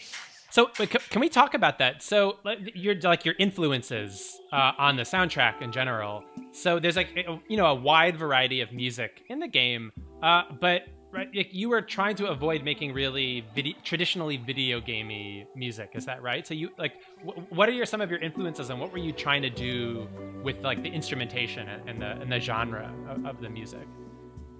Well, I wasn't really avoiding making gaming music. Okay. But it was more like since day one, when me and Nils first met, it was back in 2008. It was just really me and him, just two guys talking. Yeah. You would just share the docs and and I would just simply compose music the way I would just normally do, since we're pretty much on the same page for a lot of things music-wise. So it was like a kind of a natural choice. To go this way, I tend to play as much as I can because it's much more time consuming for me to program stuff and do that a lot, but whenever I can record drums, I would rather record drums. So a lot of these instruments are you playing and recording real instruments, guitars, drums, is that right? Yeah, guitars, drums, like a lot of piano, bass guitar, classical. It's just like anything that you hear that doesn't sound synthesized, it's just played live. And also all the synthesized sounds as well, any keyboard like MIDI stuff, it's also played and not quantized. And just say if I would screw up like a performance right in the middle, I wouldn't just fix it later. I would just, okay, back to beginning, so that it would just kind of keep the flow and just make it sound like as a real performance. And so it has this kind of like surf rock feel to a lot of the town music. What were some of your influences on the music, like some of your references? Yeah, like for these kind of tropical things, I just a lot of Brazilian old bossa nova music. I tend to listen to a lot of old stuff. Yeah. I mean, I like a lot of new stuff, but for this ones, I say if I have to pick bossa nova record, I'll just listen to the old stuff. Yeah. And then the tropical feel was like kind of obvious because we're in a beautiful tropical island. Yep. And also, yeah, like having like a lot of guitars, I think just like in a way, I just wanted to kind of represent Nils there because Nils plays guitar like in a band, and he has also this, like clear taste for like old stuff, vintage stuff. He's got a vinyl. He still listens to like music on tape on a small cassette player. Yeah. Small This is Nils, our creative director, who did a lot of the artwork. Yeah. And the brainchild of the game. So. Yeah. So yeah, it was just like pretty much I wrote the composed music the way I usually do. I still love to do gamey stuff, super gamey stuff. That's how I kind of missed that a bit, like along the way. But you have a background performing a lot of live music beyond video games, is that right? Like live jazz, like other types of music? Yeah, I played a lot of jazz from duo like to big band. Yeah. And everything in between. Played I was like a session drummer, so I played a lot of stuff. And then also at the conservatory, I used to play vibraphone, contemporary music. Yeah, nice. For instance, one of the influences, one of my main influences is this contemporary composer and amazing classical guitar player called Dusan Bogdanovic. And I used to play. I remember like we had to just come up with a repertoire for like a small concert, like the conservatory. And I remember like I played all these beautiful compositions, like a whole bunch of them, on the vibraphone, and they were like written for classical guitar. And I just have super good memories of that.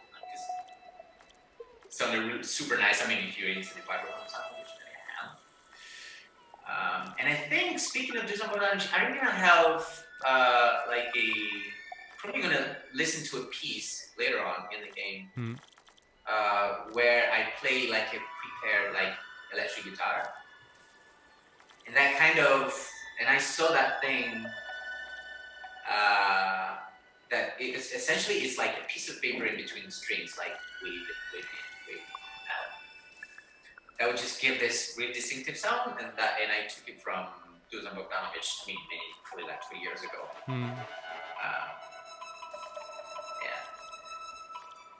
Great. Harsh blends. Yes. So while Alessandro talks, I have started planting these quote unquote harsh plants. Tell us a little bit about this mood, Alessandro. It kind of has like a deserty, kind of dry vibe to it. Okay, like there's like 7 moods in the game, and every mood has like a specific instrumentation that kind of leans towards. Say Pacific is the world of acoustic stringed instruments like ukulele, guitar, classical guitar. Then Euphoria is there's like a bunch of vocals, it's more like vocals. Melancholia is more into the orchestral one. And Harsh is actually not into a specific instrument, but I thought about like the world of distortions. So you can distort sounds like in many ways. And so I wasn't really thinking about like the actual, well, I was, because it's impossible to separate things, but I was mostly focused on how can I get a really different, distinct like distortion, so that we just create this super distorted, like beautiful world. Let's listen to some of this. I'm gonna finish growing some of these plants. Yeah, so these fuzzy, really dry sounds. I think when I was designing this with you, I always imagined in my head kind of the desert, where these harsh environments where really hardy plants might still be able to grow. So we have some succulents here, some kind of desert bushes, and a few other plants. So let's talk a little bit about the music design of this system. So there are over 100 plants, each with its own instrument. And so if we go to 10 plants, we can see, like for the core reed, some of them are real instruments. Some of them are synthesized instruments where we've given this kind of adjective description of what it sounds like.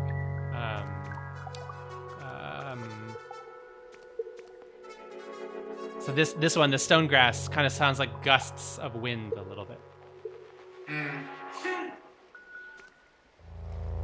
The coroca sounds like scratches a little bit. All musical, but a little percussive. Is that right? The harsh mood has quite a lot of percussion to it. Not for me. Like there's like a really interesting plant, which I can't remember the name. That has, I think there's probably 2 of them that has an actual beat, which is a really rare thing for these gardens, because these gardens are like made in 3/4. But there's like one special moment in these plants, if you just dig around and let them play, that there's actually a percussive daisy beat that happens. I can't remember which plant was it. But for me, it's mostly like about like this really great dry. Okay. So there are, per plant, there are lots of different individual clips that the engine tries to piece together in this kind of like ambient. So it's not really on a grid or a rhythm, but you kind of get arcs of sounds of clips coming in and out in these like ambient waves. So I guess I don't know how you imagined it precisely, but I often think about this as a kind of like design your own ambient music soundscape to listen to in the background. And so there are over 7,000 clips of music. Is that right? Which is a lot. Which is a lot. I haven't collected all of the seeds throughout the game in this playthrough because we've been going so fast, but I think I can cheat here. Yes. And I believe I'm playing a special developer build where we have developer cheat codes, and yes, I just gave myself all the plants. Let's plant a few more now that I have way more plants. We have some moods that we can't plant yet. We'll learn those songs, or we can't grow magically until we learn those songs. Alessandro, if you see any favorites, let me know and we can plant them. No, it's impossible. For me, I've been working on your like prototype for like ages, so I always remember names, not. Yeah. So yeah, developing this, we actually worked in a different Unity repo so that we could work really fast without having to load. So I had this kind of text UI-centric prototype where we would really experiment with all these combinations of instruments and balance them. And then they would get put into the full game later. So let's grow some of these. Let me grow one more.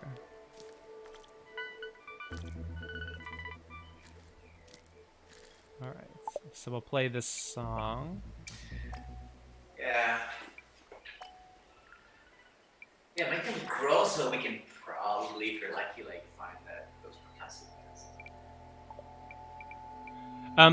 So each mood has a different harmonic key. So this one is in a minor key. Is that right? Do you remember which key this is? No idea. Yeah. It could be F sharp. I remember like spooky is B minor. This could be either F sharp or E minor. I don't know.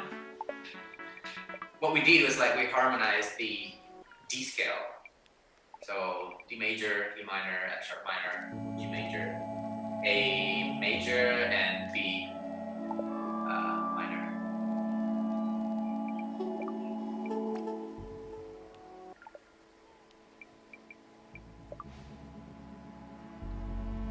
And so when you have a primary mood, which we have here, because this garden is all harsh plants. Now you could mix different moods. Oh yeah, there you go. The beat.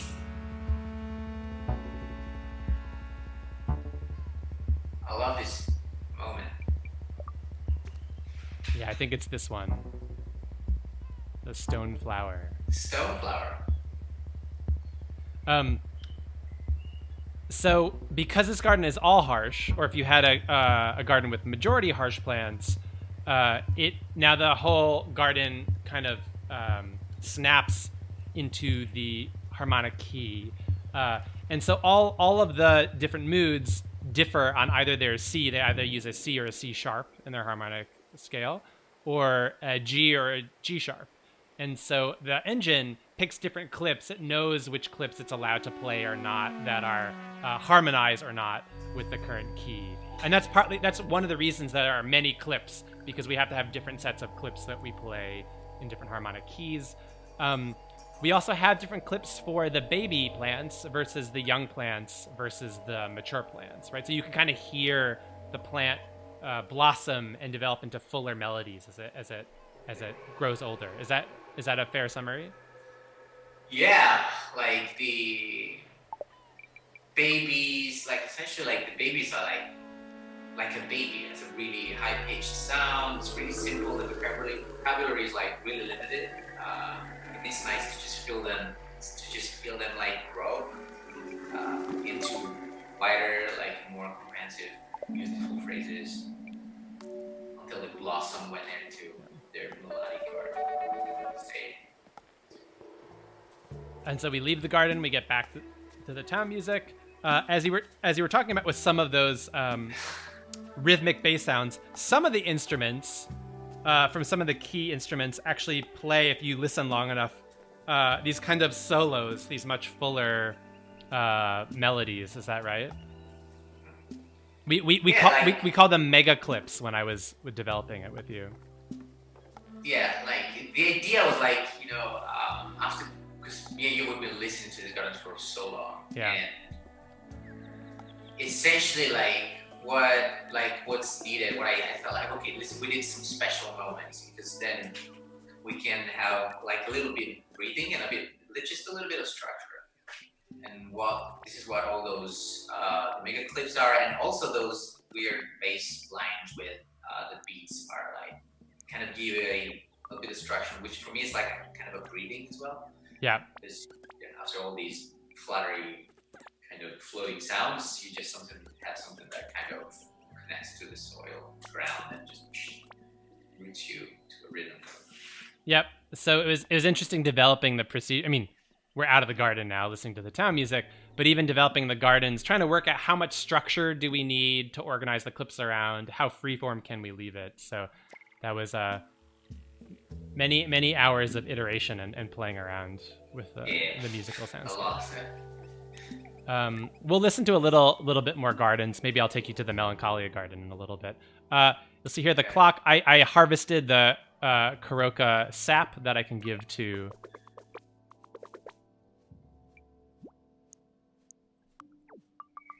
Here we go.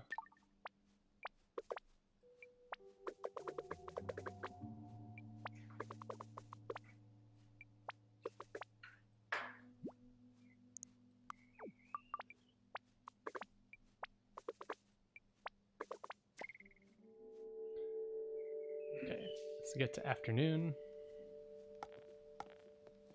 Claire's here. We're gonna snoop in on this conversation.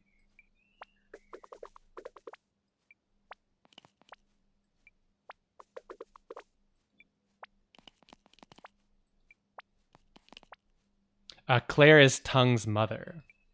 Yeah. And Island's boyfriend Graub is coming back tomorrow. There seems to be some tension around that.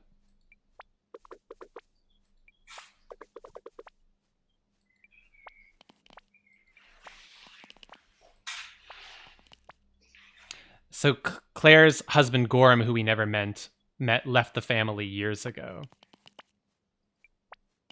So in good kind of classic soap opera form, there's a lot of family and relationship drama happening in this game. We could keep snooping and listening in. Island's clearly having some concerns about the father of her baby and the relationship with Grabert. Your grandfather's out and about playing chess with Yoki, and everyone's really glad to see him up and about the town for the first time in a while. By the way, I love these dots. Cute little dots forever. I also love the little cute sound effects for them here. So let's check our journal. So we're gonna talk to Mew about the boat trip, and we're gonna see how our grandfather's doing.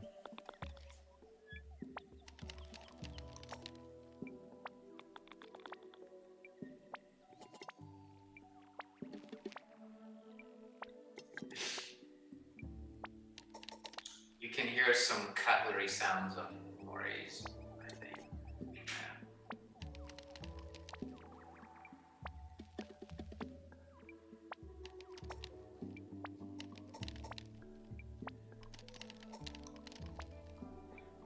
So your grandfather seems like he's recovering. Of course, there are going to be some hurdles to that as the game progresses.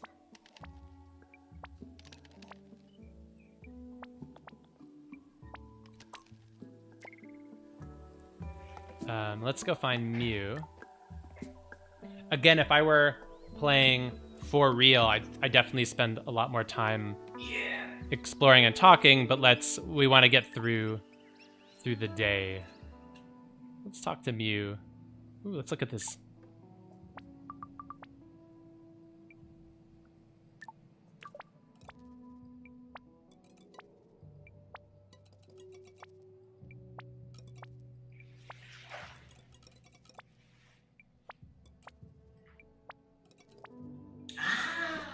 I'm gonna watch that as well. Yeah. Oh, great. So, what is Mew talking about? She has some secret. She has some tape that she's going to copy, and we have to go to the bar. She has some plan that she's worked out. We don't really know what it is. We do know that Claire is going to the bar tonight.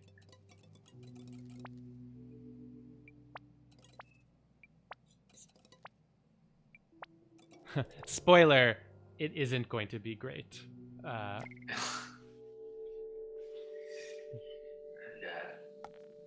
so Mew's already left her house. Well, But can you go back 1 second, like in Mew's? oh no! The doors. We closed the door behind us. Oh well.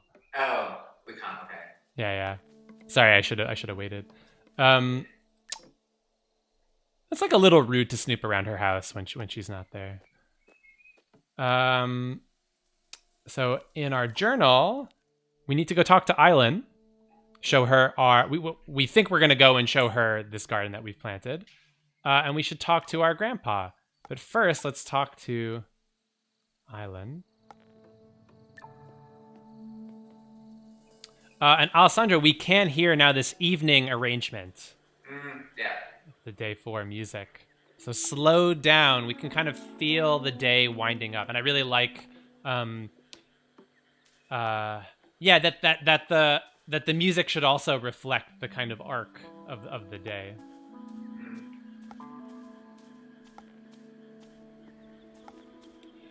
You are on that topic. You are, am I right, a big fan of Animal Crossing, which famously has like a lot of music per time of day.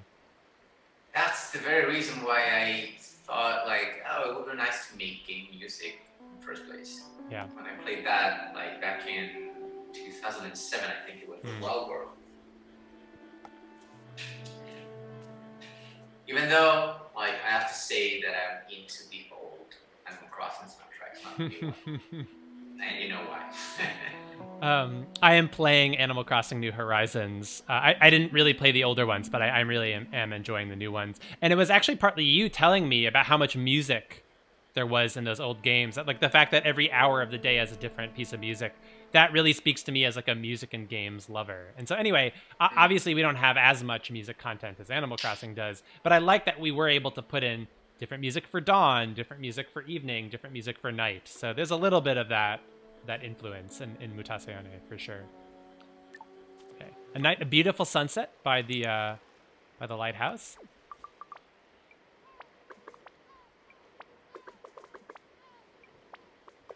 We're gonna get some special music here. Oh, sorry. Another sound that is a real sound is the seagull sound. Ah, that's real. Okay. Yeah. I tried and I could really come up with something that I like. So. And I also remember exactly the exact snapshot where I was when I did that. It was just on a pond on the east coast of the island.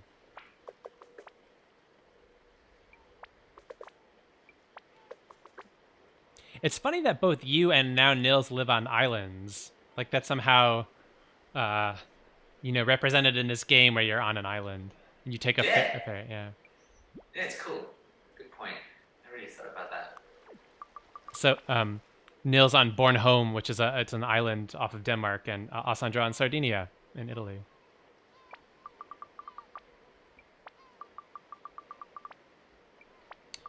So Kai is complaining a little bit about her grandfather.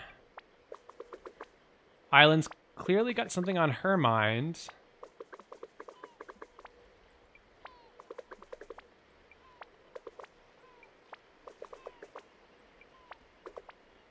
Uh-oh.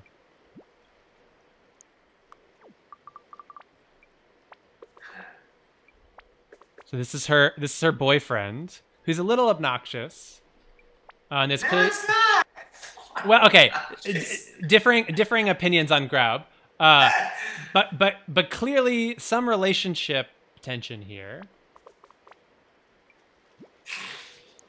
And Kai we're still trying to figure out what's going on, and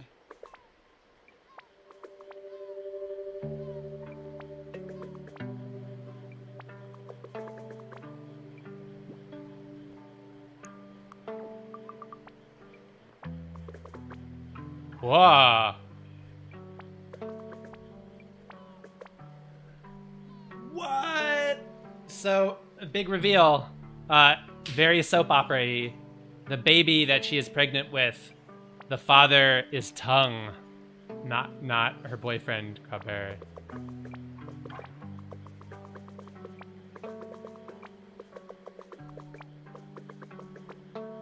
And I really like that's purpose. The text box is kind of rushed through as she's kind of spouting this out as you. Yeah, it's a beautiful detail.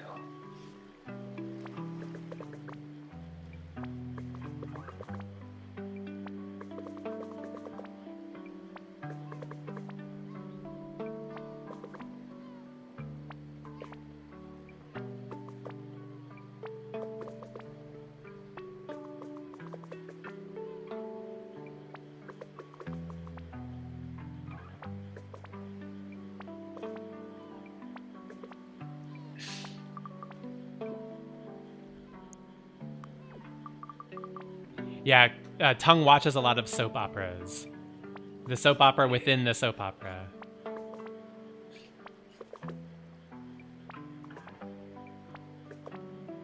So Island's told us her secrets.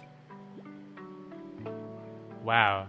And it sounds like she's planning on telling the rest of the village tomorrow.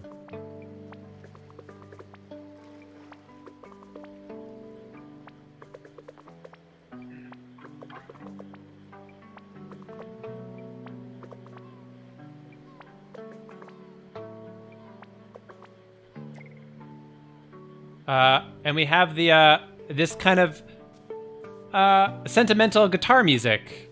Well, it is, right? We called it the breakup music. That'll play a couple of times around this this storyline of Island and the baby and the breakup.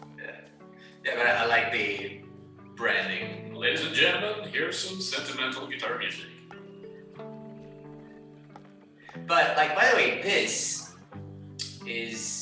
sound, this guitar, this kind of arpeggio thing happens in all these emotional moments in the game, in different songs.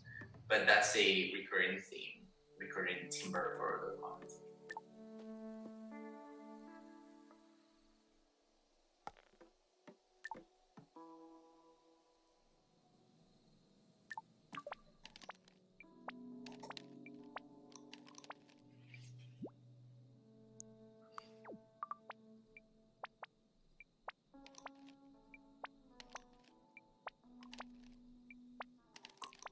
Ooh, and let him think he beat me at chess. Camilla, I really want to give a shout out for like Hannah's writing. Yeah, Like, yeah. she did such a super good job.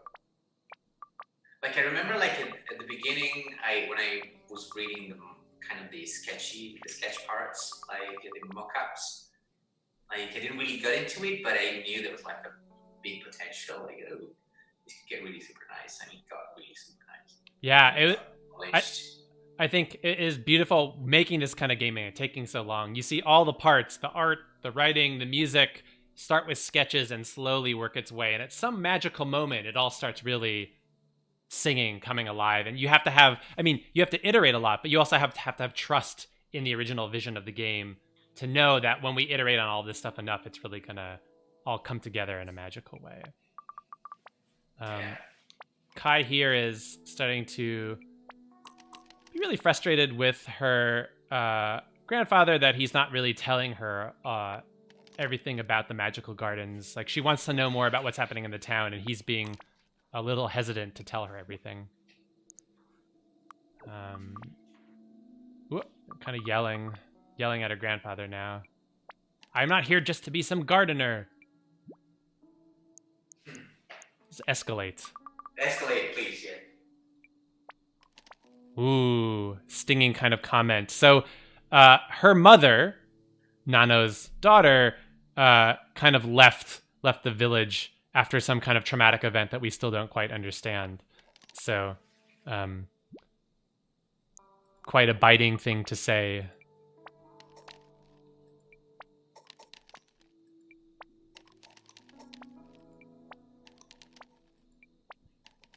So the edginess of today in the harsh garden is now leaking into your conversation with your grandfather. And once again, he's just kind of going to go to sleep and maybe not fully deal with the problem. Let's call our mom. We need someone to talk to. If you see her in her journal, she writes, "Lost my temper, I'm awful, everything is awful." So she's not having the best day after she kind of loses her cool at her grandfather. This harsh, edgy day.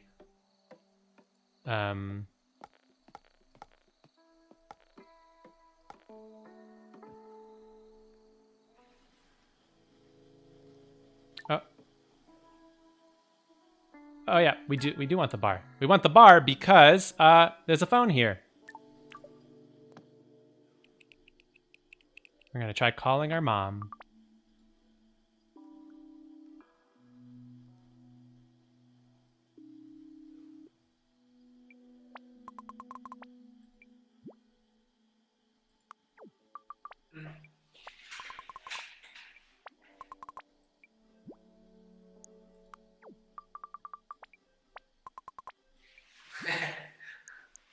We can hear the arcade sounds in the back.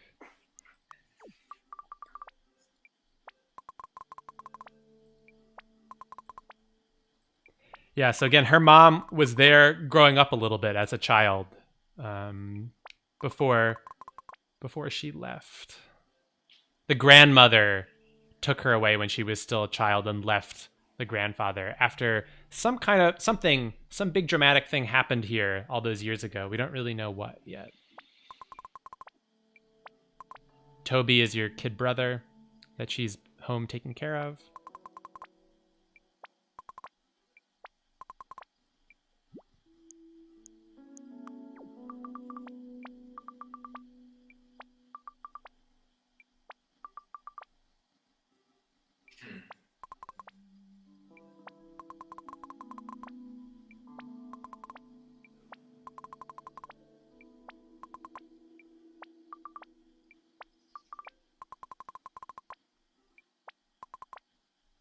I really like the way Hannah just kind of made sure you understand that, at least this is how I always got like this feeling from when Kai is talking to her mom, that her mom is actually, I care for you, but I'm actually really busy. And Yeah. It's really subtle detail that I always appreciated a lot.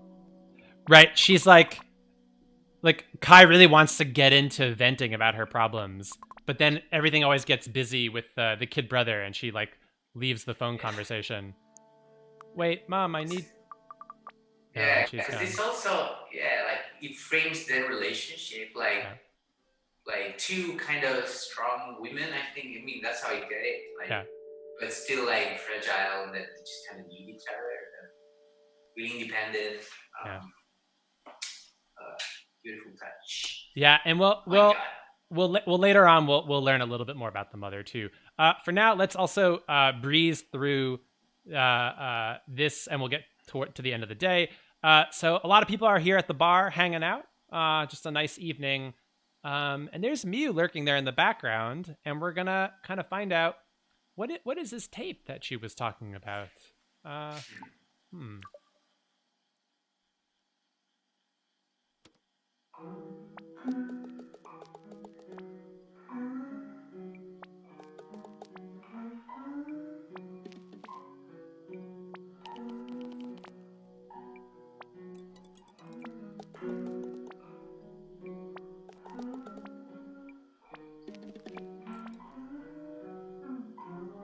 Spike seems upset.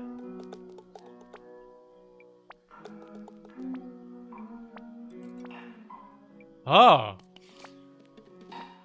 She found one of Spike's secret recorded songs on a tape.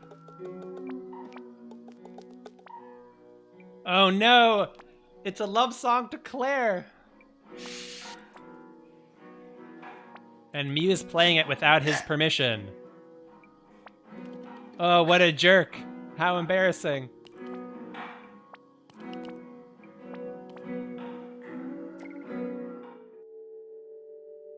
So Claire runs away. Mew's plan of cementing a relationship between the two of them is kind of backfired. So Mew is the kind of adopted daughter of Spike. So that's why he's talking about raising her. Spike raised... Wait. Yeah, sorry, go ahead. Yeah, so Spike, when he first moved to Mutazione, raised Mew from when she was a child. So now he's saying, you know, I didn't teach you to do this, to kind of interfere and really embarrass me like this. So now he's really angry, and he's going to kick out everyone. Yeah. I got a question for you. Do you think that Mew really meant to hurt, like, Spike? Or no. She just thought she was cool? She thought, hey, life is short. These two people who are clearly flirting should actually just go for it and be a relationship. So I'm gonna let Claire know that Spike actually loves her. Of course, not realizing that she's doing it in this like horrible, embarrassing way. Though I would also say that she also wanted to have some fun. Of course. Like, something happening. Yes. So it's selfish for sure. It's a little selfish. Okay, so Spike gets mad, kicks everyone out. We're now in late night. Of course, again, I could have taken this game a lot more slowly and ran around the town and talked to people at different times of day. But in the interest of time, we went a little fast. So that takes us kind of through the end of day 4. We're going to play day 5 with Nils Deneken. Again, you are tuned in to our LudoNarraCon stream of Mutazione, our narrative adventure game I've been talking for the last hour with here on the stream. composer and audio designer Alessandro Coronas, a good friend and collaborator of mine. There is so much more to talk about. There's so much music in this game, but at least, hopefully that gives you a little taste of what the team was thinking about putting all of this audio in this game. Let's sit in our orchestral melancholic garden. Thanks for joining us, Alessandro. Thanks for having me. And thanks for making so many hours of incredible music for this game. It's been a hell of a ride. So, where can people find you online? You have a Bandcamp page, is that right? Bandcamp page, they can find me on Twitter. Even though I don't use social media much, as you can tell. If I have something to say, I use them. But if you write them, I'll always respond. And you have it sounds like I'm not that present. You have a SoundCloud page? I have a SoundCloud page, and I think actually there's a website, which is www.alessandrocoronas.it. Okay. You can find all the links in there. Alessandro Coronas. And the soundtrack you can get on Bandcamp and Steam and listen to on Spotify and other storefronts. And it, like we said, it's over 4 hours of music, ranging a whole variety of genres and styles. So if you liked any of the music for this game, go check that out as well. Oh yeah. Coming up, we're gonna get creative director, the person who kind of came up with this world in the first place, Nils Deneken, who's also the artist who drew all these beautiful characters and backgrounds. So we're gonna, just after this break, we are going to talk to him, and we're gonna play through day 5 and see what happens with this kind of this huge reveal that we got from Island, that the baby is not Graub's, that it's between her and Tongue. So that's gonna lead to a huge amount of drama in the town. And we're gonna see the fallout of this tape incident between Mew and Spike and Claire. So the soap opera continues in just a little bit. Thanks again, Alessandro. Thank you, Doug, and ciao everybody, and stay home and stay safe.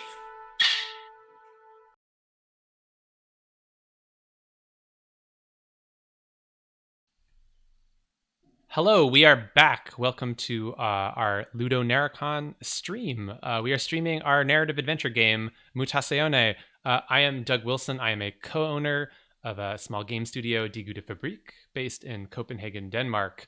And we have our third special guest from the developer team, Nils Deneken, the creative director, another co-owner of the studio with me, and the creative director and visual artist behind this game, Mutazione. Hi, Nils. Thanks for joining us. Hello.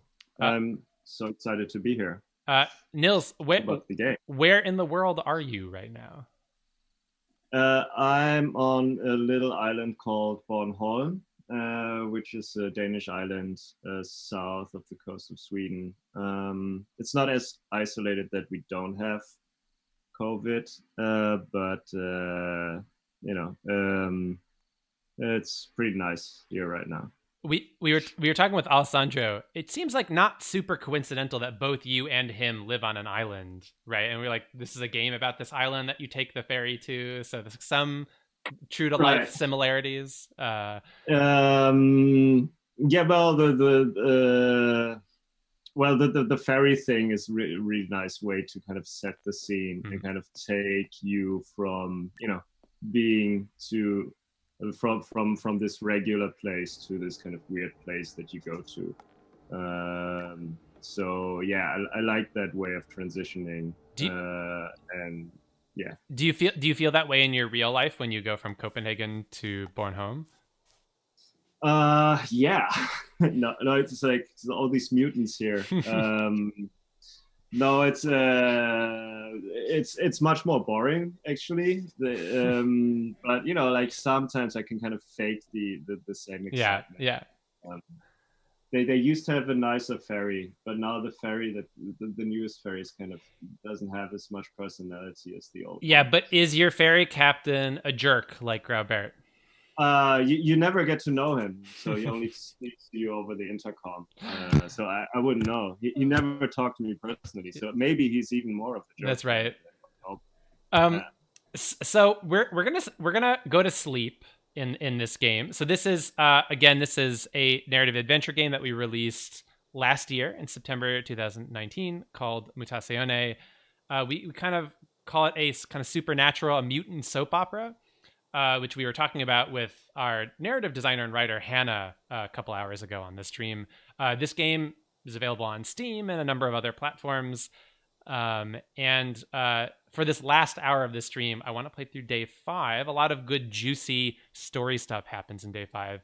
And I want to talk to Nils, not just about the visual art, but about the whole genesis of the game. Because this is really Nils' kind of baby that the rest of the team that's come on to help him make. Before we get into the some of the early history of this game, let's go to sleep. I think we're about to have a dream. And we will discuss that, and then we can talk a little bit about how you came up with this wild, wonderful world. Okay. This is actually one of the my favorite scenes of the game, which we're going to start in now. And it has this kind of larger connection, which we can delve into if you want to. We can let's start the dream, because you can just keep one section of it running, because you have this kind of amazing soundtrack that Alessandro made for it. And we can talk a bit about the inspirations for it. So now what you see is the radio tower of the village. Well, so you don't always know. We're spoiling a little bit. You don't always know as the player. I mean, you can suspect that this is a dream. Yeah. But it's not immediately. And last night, as we saw earlier on the stream, we had this kind of more of a nightmare around this spirit creature, Karu, that comes up a few times in the game. This stream is going to be different. So this is, Kai is doing something on this communications terminal here. It seems like maybe in that radio tower that we just saw behind Tung's house. Should I keep moving forward? Yeah, it's a place that you actually are not able to visit as Kai when you walk around in the village. So I imagine this is like the place, the communications panel is somewhere in the around Tong's garden. Where that radio tower is, and it has a significance because you're going to see this other place that we made more accessible now with our garden update. But it's this special place that you in the story you only see 2 times, and it has a much deeper significance for Kai. Okay, here we are. We're at this kind of mysterious floating island. It might be real. It might just be in her dreams. We're not sure. Tell us what can you tell us about this island without spoiling anything? Well, it's a very video gamey place, right? Throughout the game there are all these different actually these different love letters to video games.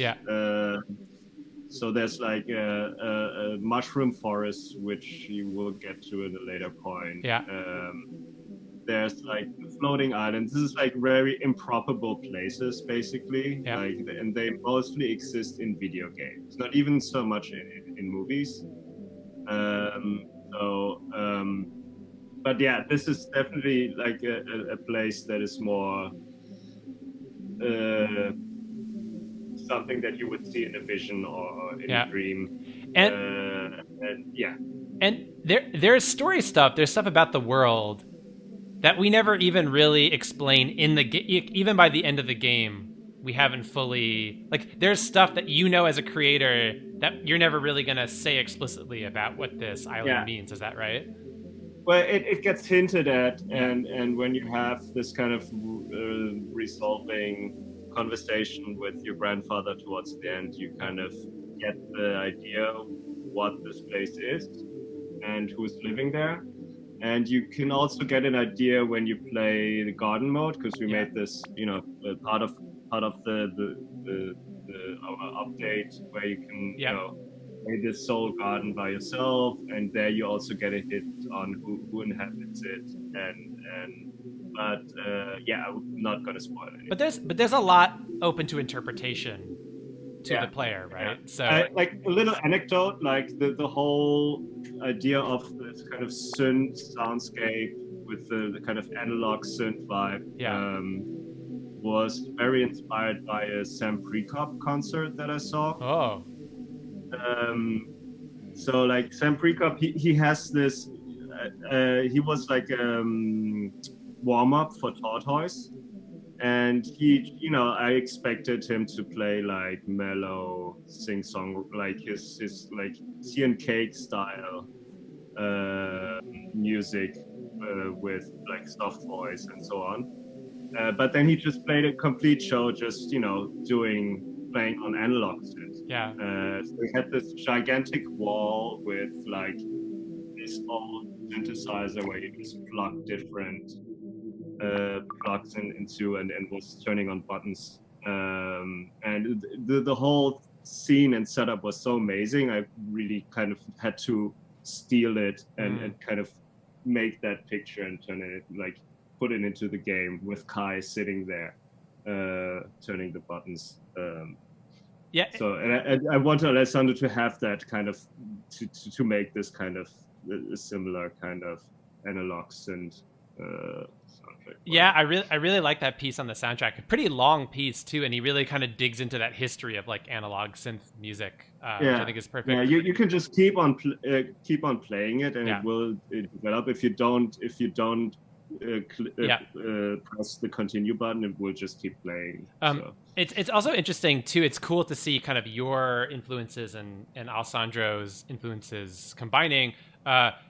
I know we didn't talk about this earlier in the stream, but some of Alessandro's town music is also inspired by Sam Prekop, the musician behind solo musician, and also is in this band Sea and Cake. Especially Day 6, if you go and listen to the soundtrack, that we internally we often called that the kind of Sam Prekop town music. Right. So I think it's really nice that kind of you and Alessandro are on the same page, not just in terms of the creative direction, but even in like trading your like musical influences. We share some of the same tastes. And I kind of, it's crazy with Sea and Cake, they kind of, I was aware of them like while I was studying already, but I kind of rediscovered them over the last couple of years again. Yeah, great band.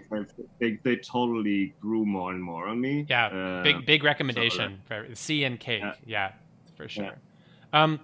Okay, so we have this dream.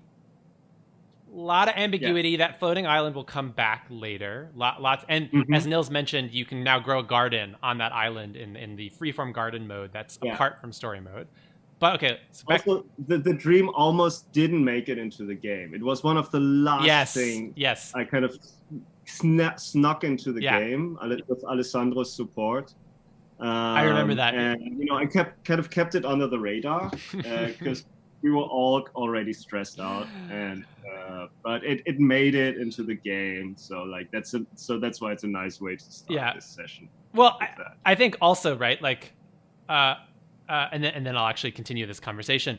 But there were like, this game was originally it was going to be longer than 8 days, right? In the fiction, I remember even like as recently as 2 years ago, it was going to be like 10 or 11 days or something. And then it's just like the realities of budget and game development time. Some of that had to be scaled back. But I think it works kind of. We really tightened it down to its core. It is really nice though that you were able to sneak in no, we have to do this dream sequence. Like those kind of details matter. Right. Okay, so we're waking up here. It's dawn of day 5, and Mew is waking you up again for another fun field trip. This is the boat trip that we saw that Tung mentioned to us yesterday, invited us to go on his newly reconstructed boat. Mew is going to join us as well. Mew and Tung are buddies. Right. So you can just hurry over to the harbor and join them for the boat trip. The whole purpose of the boat trip was basically to kind of tighten the friendship between Kai and Miu and Tang. I actually wanted them to be this kind of like three-leaf clover.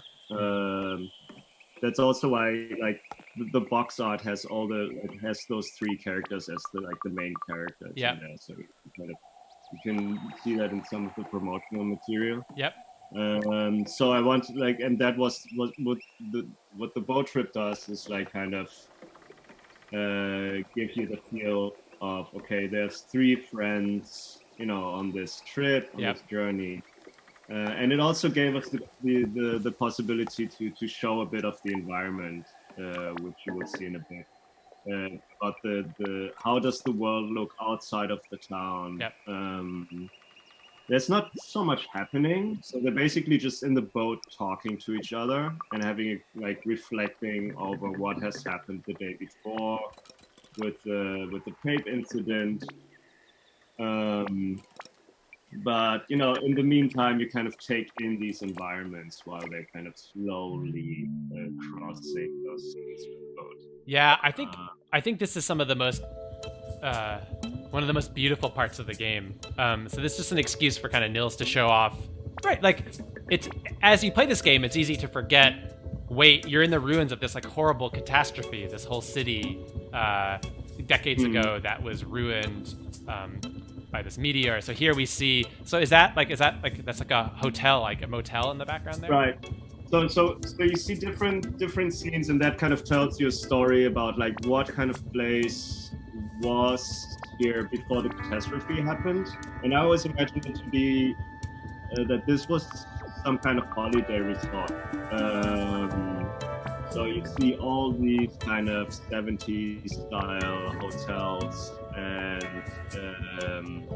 kind of get this kind of holiday resort vibe from the architecture. But it's not only that, it's also, like any slightly larger town, it has also areas of, regular population where people live. And then it has like an old town center, which you will cross towards the end. So you kind of have this journey through this old town, and it tells you about what kind of city was that, and how did people live there. So we were talking about with Hannah and Alessandro that so much is kind of left on the proverbial editing room floor. Like so much about the story, the art, the music was done and iterated on, and some of it kind of cut. So you've been working on this idea for a very long time, is that right? Since like 2009, is that right?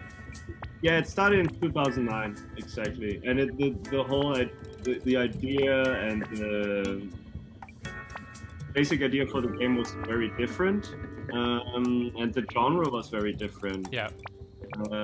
But like, and you've been part of big part of that. At some point, we figured out what's most interesting about this game is the town and the community.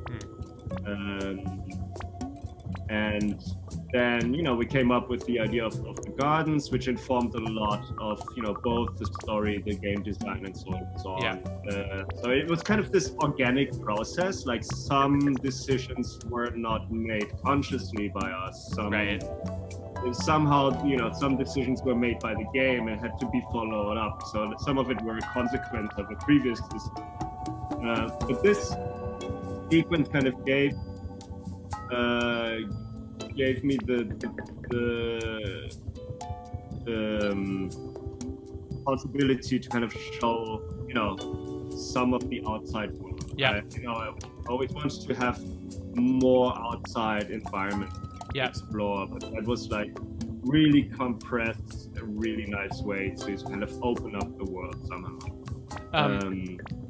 And actually, those three backgrounds, when I worked on them, this was like I really loved them. They were also just made on like I think 9 days from sketch to finish. Oh, really? Wow. It was like record time for me, like for creating those backgrounds. Most of the other backgrounds took much longer. But at that point, it was already so much in the flow of drawing that it was like, okay. But some of that, because you've been sitting on so much material with this game, right? Like, it's like all those years of preparing and imagining this world and iterating on what this world is. And the original story was very different with Kai and some of the characters. Right. By the end of it, you have a lot of this huge kind of world Bible and all these sketches to kind of pull from, right? So that's like, I guess maybe the advantage of having all this cruft, all this work that's lying there in the files for you to make use of. Yeah, exactly. Sometimes when you did a lot of groundwork and you know the concept and you know exactly how the world feels and looks like once you have done all this preparation, the actual execution part can be very, very fast. Right. And the good thing with the boat trip was, okay, you actually don't need to move through it by yourself. It's just a boat going from left and right with the conversation happening. And that way it was pretty easy to construct those environments. I really like the story moment here. So the previous night we've ended with this kind of tape incident, this kind of soap opera-y romance thing that went horribly wrong, that Mew kind of really messed up. And I really like this boat trip where it's just like three friends hanging out, kind of debriefing. Tung wasn't there and is a little clueless. It also involves his mom, which is kind of awkward. Exactly. So just juicy. Three friends just kind of coming to terms with what happened last night. And I think these are some of my favorite moments of the game. Not the most dramatic stuff necessarily, but those really human moments of like sitting down with your friends and just kind of shooting the breeze, so to speak. Okay, so here we've learned another one of these magical songs, the Wanderlust mood. So that's going to be the kind of vibe of today. I'm sure you've talked about this before, what the moods do what, like, this is part of every day you learn a new song and you collect new seeds and make a new garden. So we'll make this, and Wanderlust obviously is the kind of theme of the day, right? Tung, everyone wants to kind of get out of the town for a bit. There's going to be a lot of discussions about what would my life be, kind of if I didn't live in Mutazione. Some of these mutants kind of, Tung, especially as this young man, sometimes feels a little cooped up in the drama and the family of this small town. So that's like it's a audio visual vibe, but it's also the kind of like thematic one of the story themes of this day. Also, one of my favorite moods, by the way. The music is very nice. For a lot of beautiful kind of wind and instruments, nostalgic instruments. We'll plant a Wanderlust garden in a little bit and talk about that. Right. So here we spent so long chatting that the motorboat has gone by before we finished this conversation. Yeah, I mean, like that's what happened. Like conceptually, I always thought it would be the boat trip would work differently. That you would actually have the moments where you see a panorama where you wouldn't do anything. You would just press the button when you're ready after you've taken in the panorama, and then you would have these sequences where you have the boat in a close-up and you have the environment parallaxing behind you in a loop kind of, but it was not possible. Actually, I like it this way. It works pretty well. Very, very cinematic, and I like you mentioned, it's a really nice remove from the everyday playing of this game. Like your position to the camera, that you're kind of on this like auto scroller. You also thematically feel that you're mechanically, or almost in terms of the user interface, feel like you're outside of the town, right? Like like the literal GUI's kind of working differently. You feel like you're on this field trip. So I think I really love that boat trip. You get that sense of wanderlust, which really is the theme of the and sometimes it's really nice actually with just a static camera and just a wide angle view. It just takes out the tempo, and you kind of feel the relaxation that everyone, all the characters kind of needed and were longing for. After the harsh day. Also, the nice thing about the debriefing, if we get back to this for a bit, like the characters really reflecting on what's happening. You seldomly have that in narrative. like where people just, hey, what just happened? Like they just take a step back and just kind of talk about, okay, some of the stuff going on here is crazy. Even if they're like, what happened is more like gossipy and mundane, but this kind of the just this moment of reflection suddenly happens, I feel, in games or any other narrative. I think that's what it means, I think, for this to really, this isn't a game about Kai, even though she's the protagonist. This is really a game about an ensemble cast and a community. And so I think to really feel the full cast in a soap opera way, it really helps to have all the characters like really swimming in and reflecting on what's happening in their everyday lives, so that you kind of feel the like mundane drama and all their different like opinions and relationships with each other. And that's part of living somewhere, right? I mean, like a lot of games, they want to give you the feeling of that you're inhabiting a certain place, and you have all these fantastic places that you're where you have a home and you get a house somewhere which you're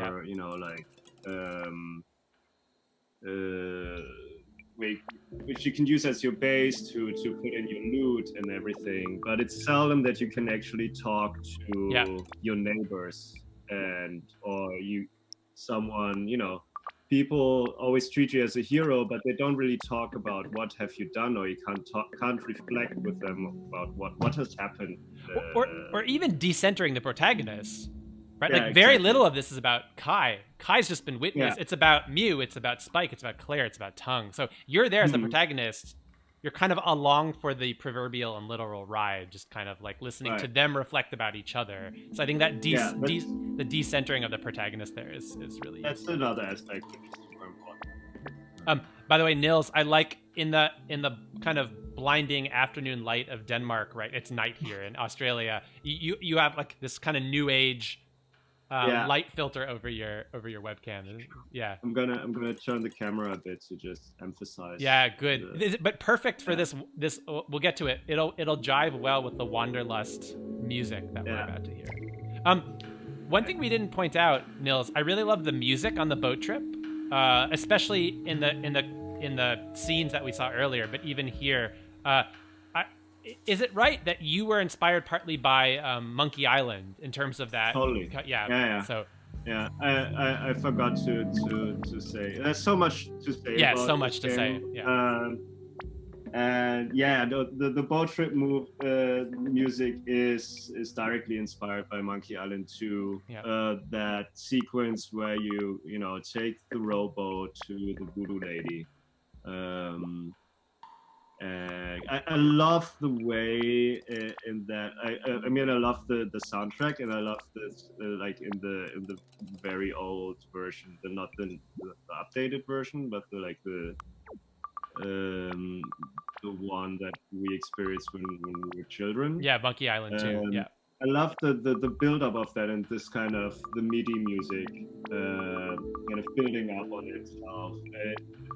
I think it's been such an influential soundtrack, both for musicians and also not only game musicians but musicians in general. But also it has these amazing roots of like surf music, and like this kind of darker variety of it. Well, and I think Alessandro captured that really well. Right. Yeah, it's worth listening to that.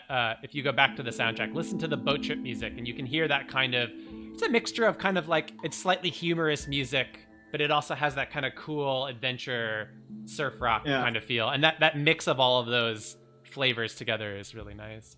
Exactly. It's hard to find. I think I'm not sure. I really tried to send the reference to Alessandro, and he wasn't able to find it anywhere. Just the newer version. Oh yeah, the old kind of MIDI sound version is amazing. Yeah, of Monkey Island 2. For sure. But I mean also our soundtrack. You can go back and listen to Alessandro's kind of reimagining, and that feeling of like. We talked a little bit about this with Alessandro, but that tropical vibe, surf rock, old school kind of feeling that pervades, I would say, the whole soundtrack. Okay, so they've been debriefing. They've taken the boat back. We're done with the boat trip. I hope you collected some plants for the garden. I did. Although we could also use a cheat code to give us ourselves. We have a special developer build here, so I could use a cheat code to give ourselves all of the seeds. Cool.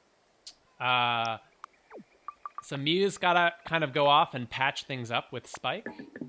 And for Tongue, we've told him we're gonna grow him a special Woobgen root because he can use that root to make a special paint for his boat. Yeah. So that's as usual, each day comes with this kind of garden task and centers around a character. So this day is kind of about Tongue. And his I was using keyboard there. Remember, you can I was saying earlier I could use keyboard to play this game or mouse or a controller. I think I'll use a mouse to play this game. So we can look at our journal, and yep, it's we gotta plant a wanderlust garden. But let's go talk to Yoki first. So it's already midday here because we spent a long time on the boat trip and on the swamp island.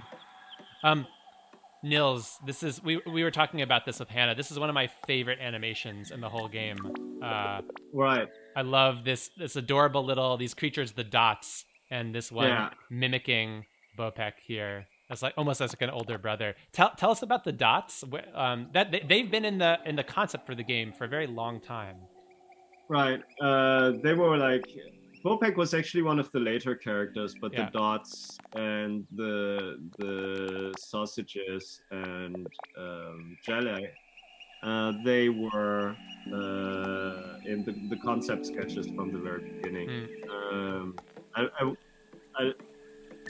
don't know. It just I want to create this kind of ensemble cast. So I just drew a group photo of the characters that you would meet with the player character in the middle, in the center of the group. And I wanted this mix between like these very abstract, simple characters, and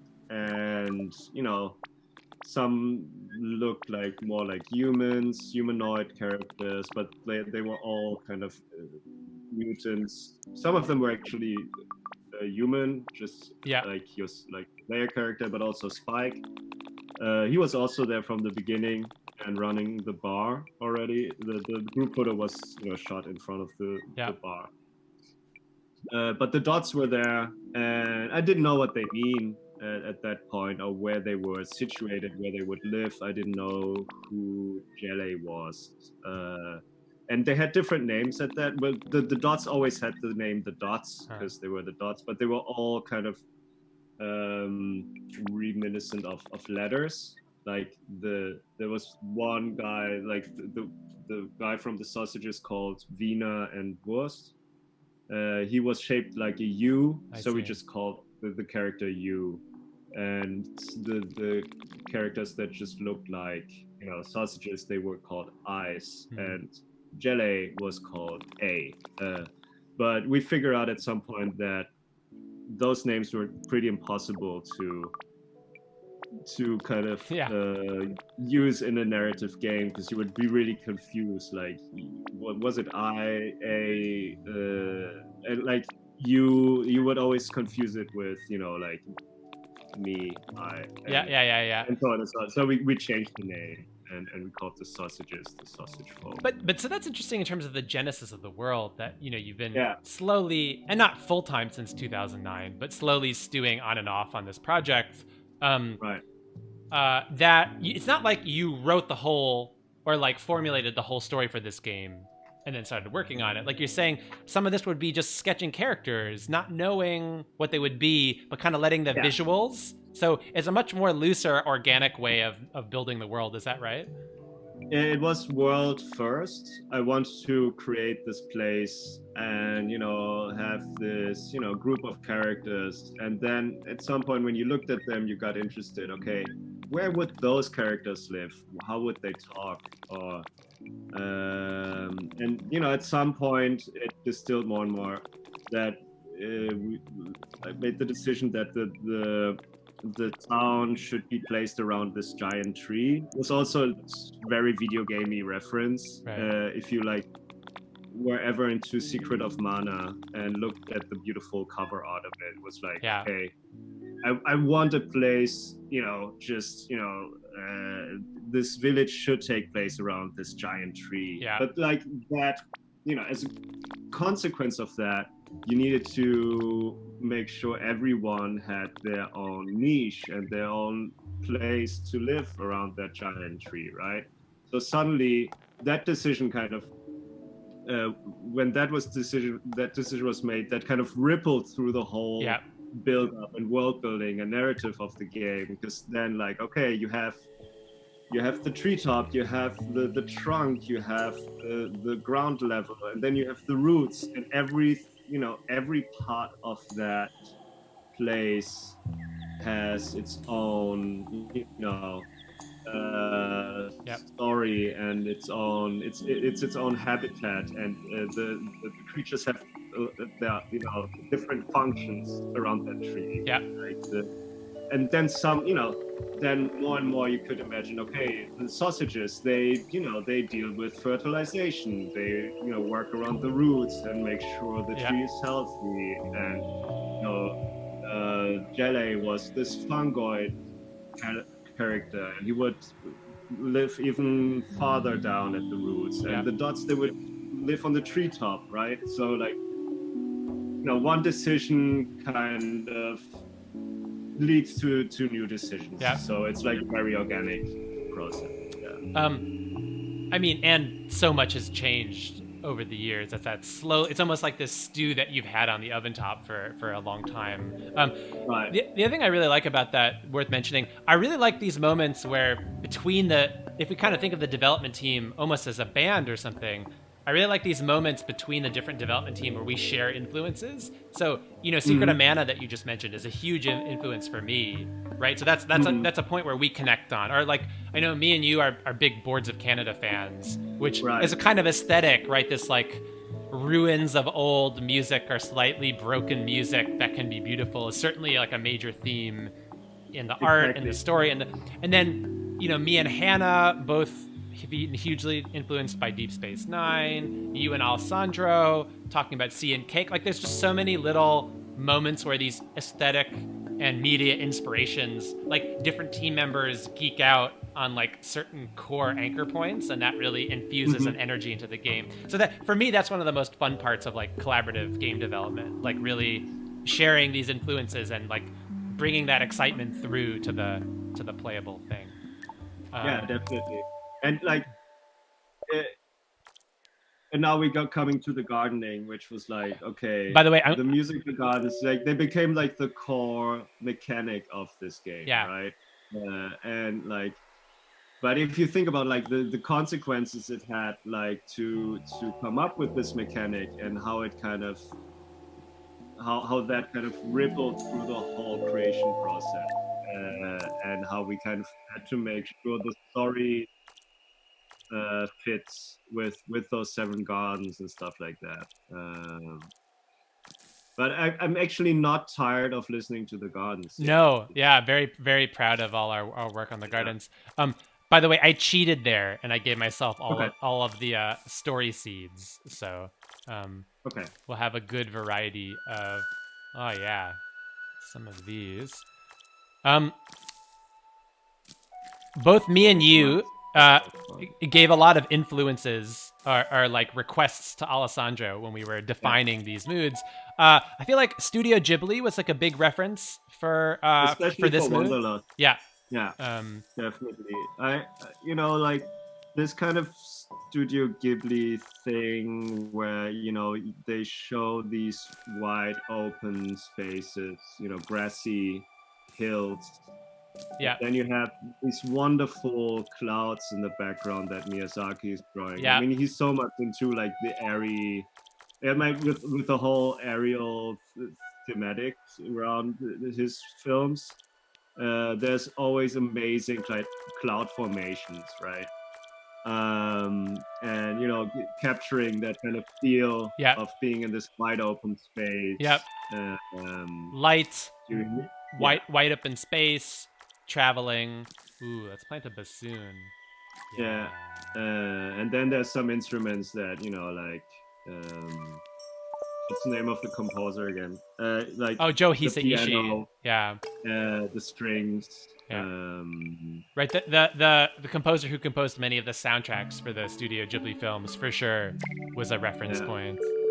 So yeah, you'll hear a lot of airy instruments, the feeling of lightness, the promise of the future, the feeling of traveling. And orchestral sounds as well. Yeah. Right?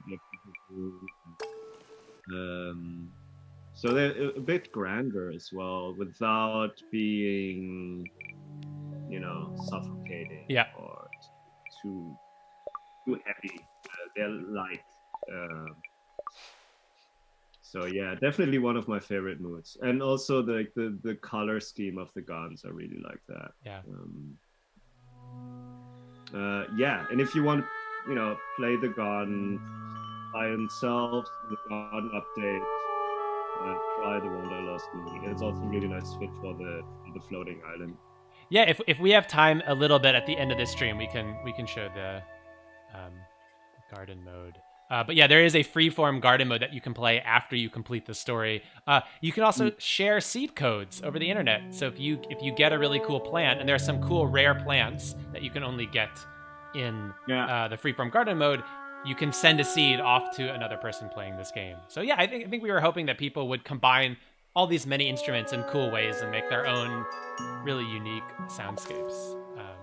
And I'm still totally into the garden mode because the time kind of keep on moving, the plants keep on growing, and the garden keeps evolving. So the soundscape is evolving. Yeah. So it's like this beautiful kind of ambient sound, ambient music tool. So that kind of grows while you just have it running. You don't even have to play with it. Yeah. It can just develop by itself. So in story mode, the plants are kind of frozen in stasis. I mean, they'll all play like a huge variation of music, but in garden mode, you can actually have time increase and change on its own. And so plants will live and die and grow and randomly blow into the garden. And so the instruments themselves will also change in the freeform garden mode where time can move.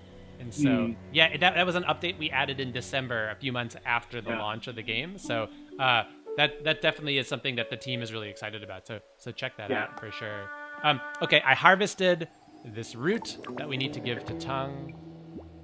So we'll give him this. Now we're back to the town music for day 5.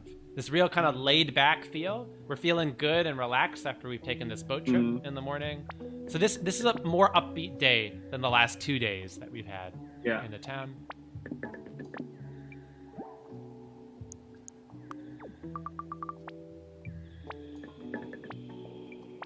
Concert. Like a sea breeze. Yes, that's kind of the intended vibe of the Wanderlust mood.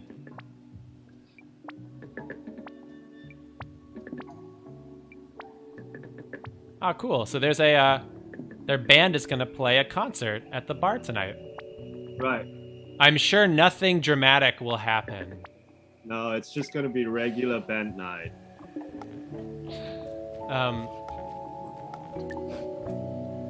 So let's see our journal.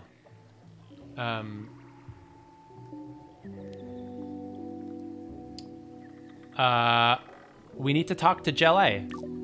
Let's go find Jelay. Right. I'm not sure I've shown the caves yet on this whole stream. So this, great. So this is and good. That's a really nice opportunity. So let's go. So that's where you can see like all the different layers when you go from the top level down to the roots, and there you saw the Dennis's control room. Yep. This is where the sausages work normally, and this is where Jelly works. Yep. You can also show his cave. Yeah, let's show his. I love this is one of my favorite scenes in the whole game. His super cool, slick, like 1960s or whatever living room. He definitely has a good taste in interior design, Uh, which you know. Little bit of a spoiler. So this will be another garden, a very strange mood of underground plants that you'll plant later. I believe tomorrow in day 6. Right. But Which I don't think we'll get to. no, we won't get to there on the stream. But let's talk to Jelly. So Jelly is very not humanoid. Is a strange. They are kind of like a fungus kind of organism, sentient, very smart. Jelly is a scientist. Is a descendant of the big fung, yeah, which you will learn more of at some point. Right. So and he was cultivated by scientists. They were cultivated. Yeah. So but yep, cultivated by and we're only slowly learning about some of this. But earlier when me and Nils were talking over it, but we were talking to Yoki, the archivist, and Yoki was telling us a little bit about some decades ago, some scientists, including Kai's grandmother and grandfather, came to study this meteor that had destroyed this island, and some things seem to have kind of gone wrong a few decades ago, but we don't still the full story of that has not yet been revealed to us. Right. But what I definitely can reveal about Jelly's backstory is that they were cultivated by one of the scientists and took a life on its own, and were basically trained up by that scientist in, biochemistry and chemistry. They're very intelligent as well.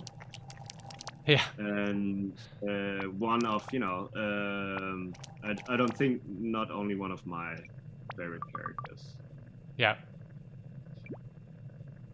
And we didn't get, there was too much to talk about with Hannah. We didn't get to this, but the localization, I mean, in addition to translating 80,000 plus words is a huge, it was interesting too, in a kind of like new era of political awareness, deliberately trying to use like a they them pronoun, obviously in different languages with different translators. That was also, so translation, right? Localization is not just this easy, great, we'll give you some words and you'll come up with the equivalent words and then we'll put them in the game. And so actually Hannah, as the writer and the localization lead, constantly had to like answer questions and get other people to check localization.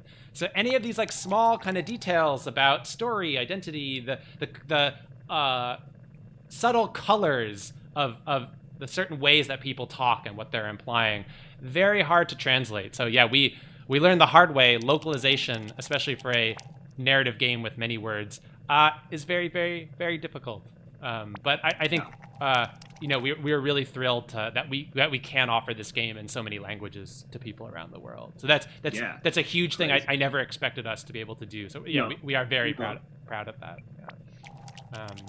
Anyway. Sorry to keep talking over our friend Gel A here, who's... and Gel A talks a bit about their genesis, and Dr. Preben Bramsen cultivated them. Yep. So that centipede that we dreamed about a couple nights ago seems to may have foreshadowed these dangerous creatures that guard the Great Fung and the Papu tree, the huge tree in the center of the town. And let's hope Kai never has to go there. Uh-oh. Yeah, that would be creepy. So there's Jelly is telling us there is a pipe behind us that leads us into the cave of the Great Fung underneath the Papu tree, but it is guarded by these really dangerous centipedes. Although I'm fairly sure you will perish if you enter unprotected.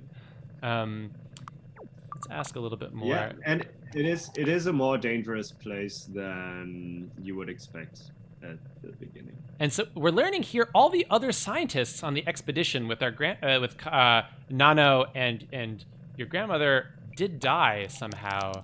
And one of them was somebody who Yoki had a child with. So this is actually, I'm doing a disservice to the game. This is actually a very critical conversation where we're learning a lot about this. So these scientists... There's a lot of exposition in that moment. Yeah. That one conversation. And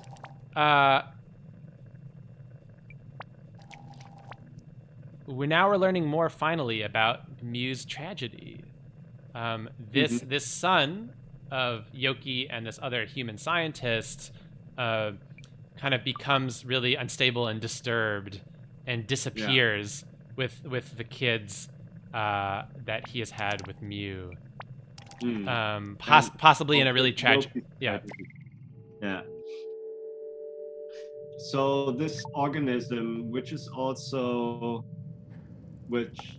Jelle also descended from, called the Big Fang, is this kind of divine organism that is very, very dangerous. And that seems to be a strong significance.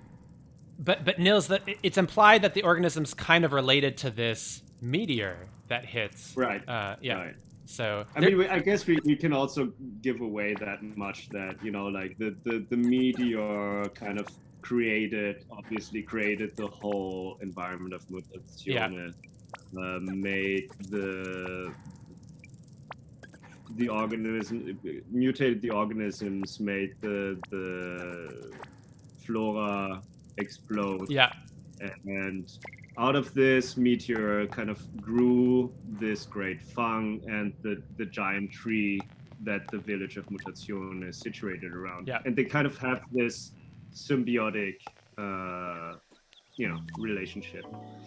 So the tree is dependent on the fang and vice versa. You saw on my way up, I had a conversation with that Hannah and I were talking about earlier. The sausages, this kind of comic relief characters, and I think Hannah finally, after many iterations, found a really good voice for them. They're always trying to get rich quick with these really kind of ill-considered. They're always trying to come up with some scheme to get rich, which is especially ridiculous that there's no monetary economy in this community village. So they're the comic relief of the game in many ways. So we're gonna catch up with Mori. To catch up on Nori's the town gossip, so we're gonna see what she thinks about the tape incident and all this other gossip that's been going around town. Mm-hmm. And Kai almost spilled the beans about Tung, which we learned from Island. Tung is actually the father of, but luckily she was cut off and realized, oh wait, no, Mori's talking about the tape gossip. Right. Mori doesn't even know yet about the fact that Island's Kai baby. Knows. Yeah, but Kai knows. What Kai knows is that Tung is the real father of Island's unborn child. Right.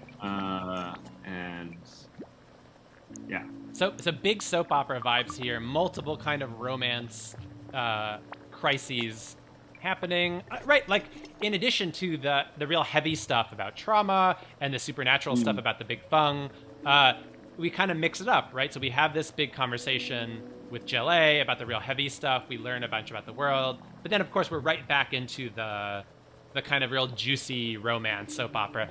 Nils, is it fair to say Twin Peaks is definitely an inspiration here in a kind of similar way, like soap opera mixing the mundane and the funny with the like weird, creepy, supernatural? Definitely. I think a lot of people that are inspired by David Lynch kind of oversee the actual funny and soapy characteristics about not only Twin Peaks, about a lot of his other work as well. But like to kind of have this balance between like the very mundane and gossipy and the soapy and the kind of scary, creepy stuff. I think is very. That's right.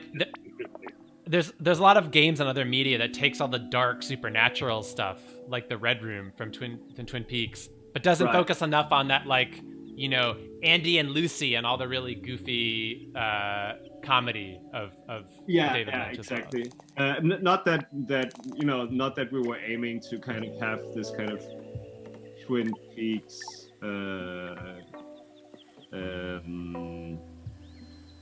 What do you call it? Right. It's not supposed to be like a direct.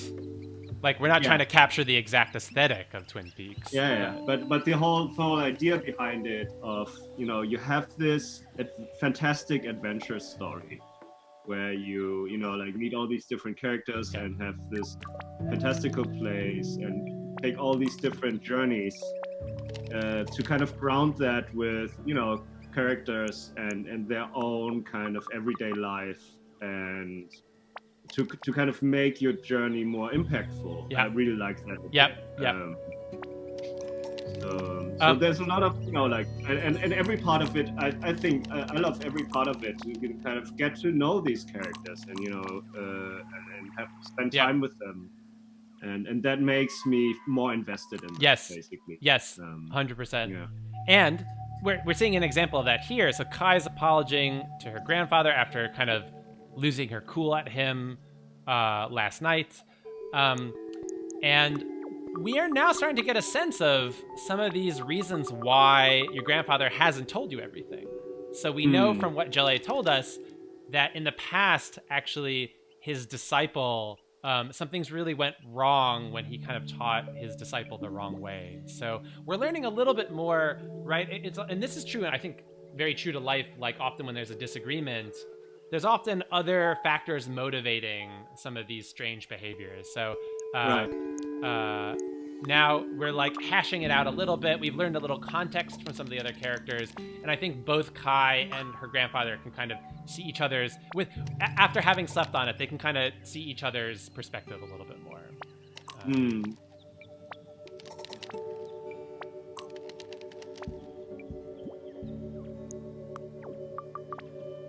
And I like, because we're sitting in the Pacific Garden from day 2, we're hearing actually not town music, but the music from this Pacific Garden that we've grown ourselves and hand-picked the plants ourselves, which is nice. And another favorite mood of ours. I know this is your favorite mood. Yeah, it is. It is. Yeah. And I love that as well. Definitely. Like the transitioning between Wanderlust and Pacific is like just the best. But totally love Pacific. Yeah, I love those acoustic guitars. So what we're talking about now is we're gonna kind of like escalate our training with our grandfather, and he's gonna take us to this spirit world tomorrow. And so that's exciting and maybe a little scary, and maybe some of the other characters in the town aren't gonna be so cool with that for various reasons. He's gonna take you on a spiritual journey the next day, and we will not see if that if that turns out all right or not, because we're not gonna play as long. But I'm sure something interesting will come out of it. Let's try to get to the end of this day. So first, we're going to check up on... there's a lot of making up going on this day. So we just made up with our grandfather. And now Mew and Spike have to kind of make up, because Mew really was not super cool of her to play that tape in public. That was not her secret to reveal embarrassingly. That was very inconsiderate, to be honest. But you wanted to nudge those two into a certain direction and kind of to open up some closed up feelings. Yeah. Right? So her intentions were good. I was talking about this with Alessandro on this stream. I think it was also a little selfish, right? Like, she had just had this really bad day remembering the traumatic memories of her old home and so forth. So I think some of it was like, okay, I need to like think about something else. Let's like take on this ambitious new project and actually get Spike and Claire to like fall in love, but got a little too excited about this new project. And also like stealing Spike's personal tape with the love song that he recorded for Claire. That's not okay. Like, and then like gossiping about it with Kai. Yeah. The whole scheme was like Ill-considered. yeah.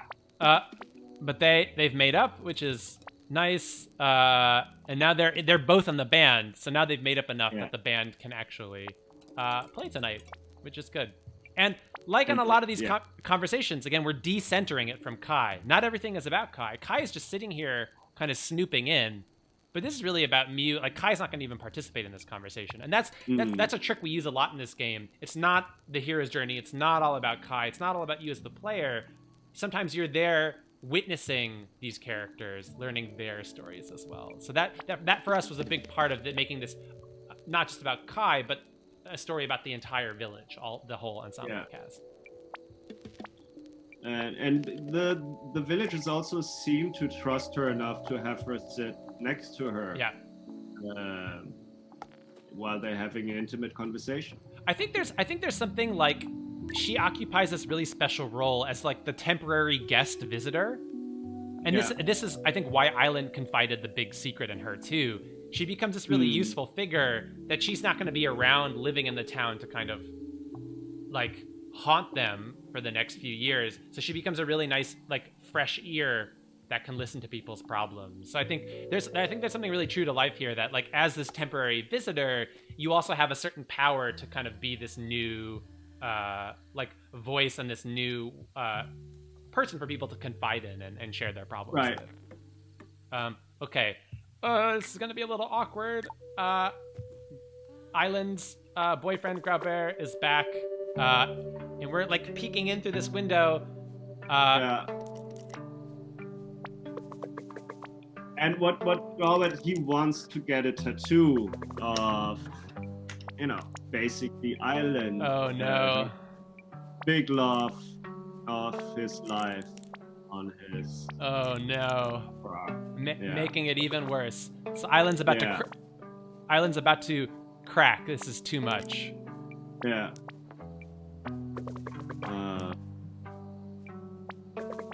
Oh, the big. It all surfaces here. Yeah, man.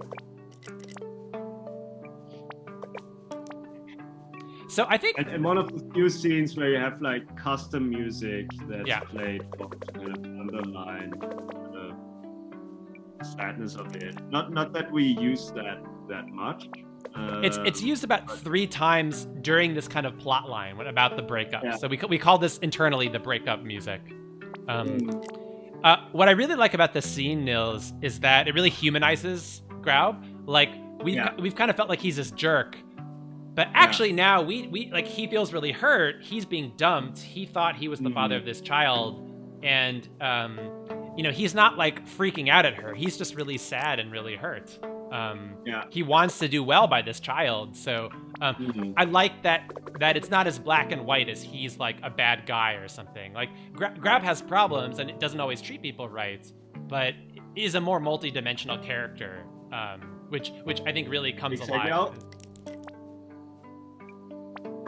I often felt Gorbert was misunderstood, but yeah, he is that kind of like alpha male-ish kind of type that kind of plays himself in the foreground, is a bit too loud, a bit too kind of but yeah, he has a good heart. He is a jerk. He acts in inappropriate ways, but in the end, like, it sucks to be dumped. It sucks to learn this thing about this baby that you thought was yours, to lose this relationship, and he's going to kind of be reeling from that the rest of the story. However, it is band night. The band's going to play. This is one of the kind of central set pieces of the game, I would say. Yeah. Nils, you are in a band yourself. I was when I was living in Copenhagen still, before I moved to Bornholm, I was like having a regular kind of jam with a couple of friends, and we record everything that we do, which is jam. And then we had like one number, and I was suggesting using kind of jam song to Alessandro. We wanted to use that as a band song. And so the plan was to use the one song from our jam as the band song. But suddenly this kind of fun project that was, our kind of regular jam came dragged into my work, which was like a horrible idea. Like, involve my friends to be part of this project. It was like something that was supposed to be like a relief and something that was done for relaxation, just turn into work. And we were stressed, the whole production to start with. So it was, in the end, we dropped it, and Alessandro the same kind of vibe. And it's, we're amazing. So that was that episode. I've dropped the volume a little bit in the recording. This song is supposed to be really loud because you're supposed to be this feeling of being at a concert and you can't hear anything else. Right. So that you can hear us, I've dropped the music now a little bit. So of course everyone's still debriefing even during this concert about. Yeah, I love the fact that we're actually shouting over the music. Just Yeah. as if we were at an actual concert. Yeah. And this is Alessandro and a collaborator in Italy who's singing ritual, and just kind of nonsense English words. I love that. I love the way she sings. Yeah, so good. perfect. The animations, Espen, our character animator, we had a couple animators on the project.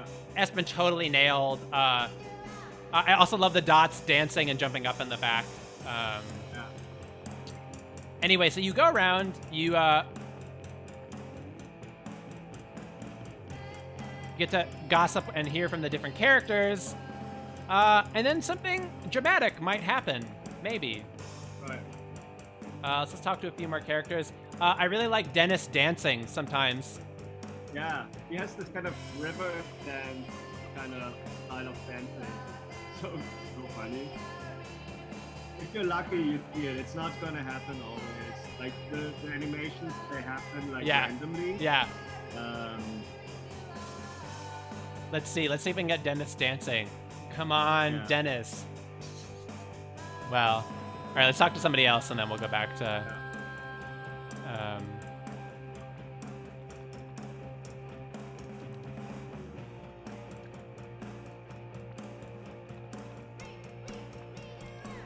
I think Dennis is too shy to dance. Yeah, he's on.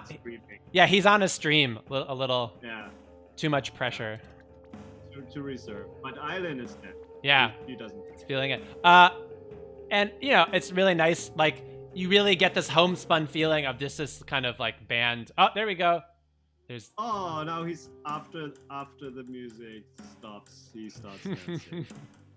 Nice. But yeah, no, I really love this feel of this like, not the slickest music ever, but just like, the locals playing for the fun of it, and the community showing up. So it's just a really nice communal vibe. That was the reason why we wanted to use the jam session, because it was like just us, you know, playing. But like, but he totally caught that feeling, so that was great. So we have Grau over here to the corner, maybe drinking a little too much, crying because he's just been dumped. He's devastated, obviously, after the breakup.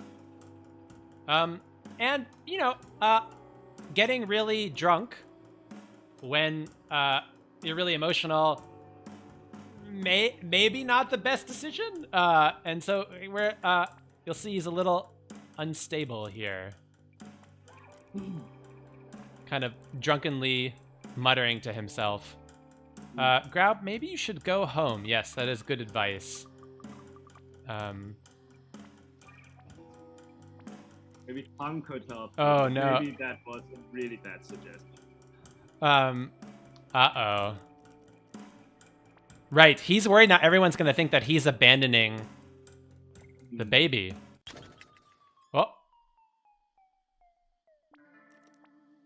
Oh, just shouting it out, the big reveal moment to the rest of the town, interrupting the show to share this news drunkenly. What a drama. What? Of course, Island's not thrilled that the news is being shared this way. Yeah.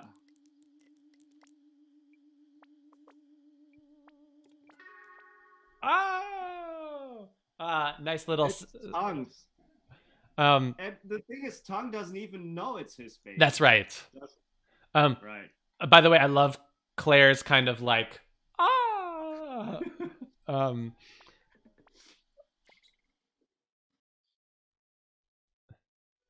So anyway, there's if we kept playing, and we get the breakup music again.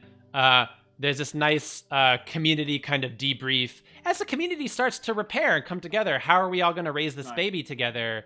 And realizing that maybe it could be a communal effort, like different people in the, actually this is a nice conversation. Let's end with this. It's very mature. I mean, like, this is where the game is very grown up. Yes. Like, people are able to talk to each other and like lay aside their differences and try to find a solution, right?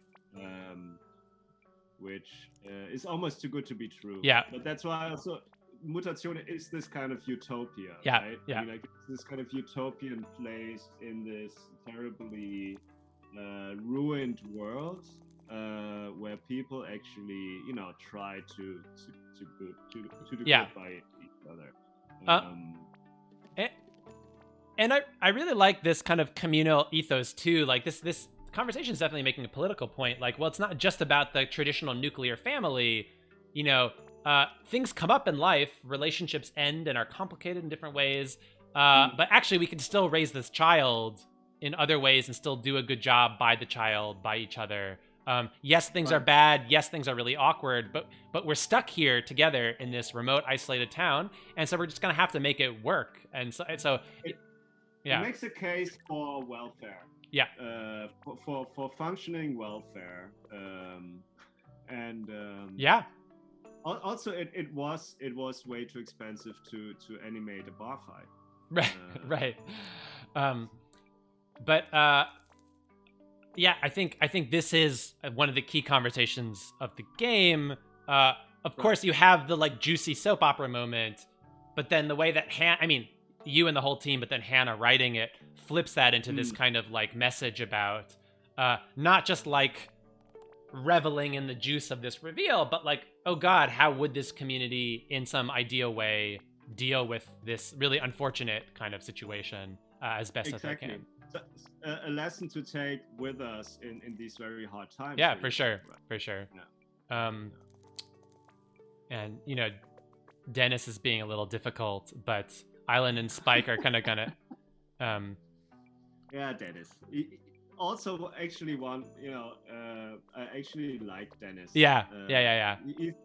He's really being a dick a lot of times, but also like I don't know. Yeah. Like I kind of like his character. Well, but it's I think if we've succeeded at our job, the characters are more than one-dimensional. Right? You have people who do kind of act like jerks or needle at each other, but then also have good sides to them. Dennis really gives a lot of support to Tongue as almost his surrogate father because Tongue's father left the family. So I like the fact in this game, you see all these different kind of sides, the ugly, the irresponsible, the noble, the generous, like all these different sides to these different characters, right? There's no real villain anywhere. Right. So like everyone has their own motivations and background, and you don't really learn to know that much about Dennis, unfortunately. But you still get the feeling that there is more to him than him being this very square. I mean, like he's a very square kind of person. Yeah. Right? And Dennis comes around there and says some good motivating advice about being a good father. Because Dennis was friends with Tongue's father when Tongue's father left, which was Right. pretty awful of Tung's father. Spoiler: we don't meet Tung's father in this game. He is fully left. Oh God! Someone get that rum out of Grab's hand.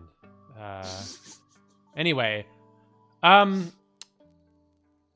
pretty much what we wanted to get you through. So that we did day 3, day 5. We talked to Hannah Nicklin, the narrative designer and writer. We talked to Alessandro, who did all the audio. And my God, there's yeah.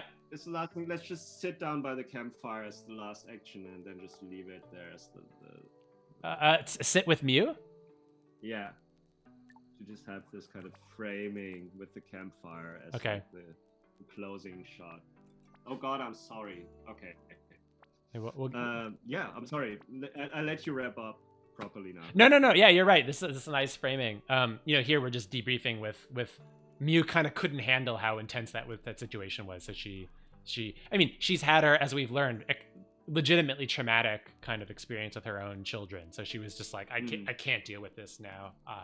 I'll let them deal with it. But yes, thank you to all our guests. Obviously, this game is more than just my 3 guests and me who worked on the game. We worked with the whole team, programmers, animators, localizers,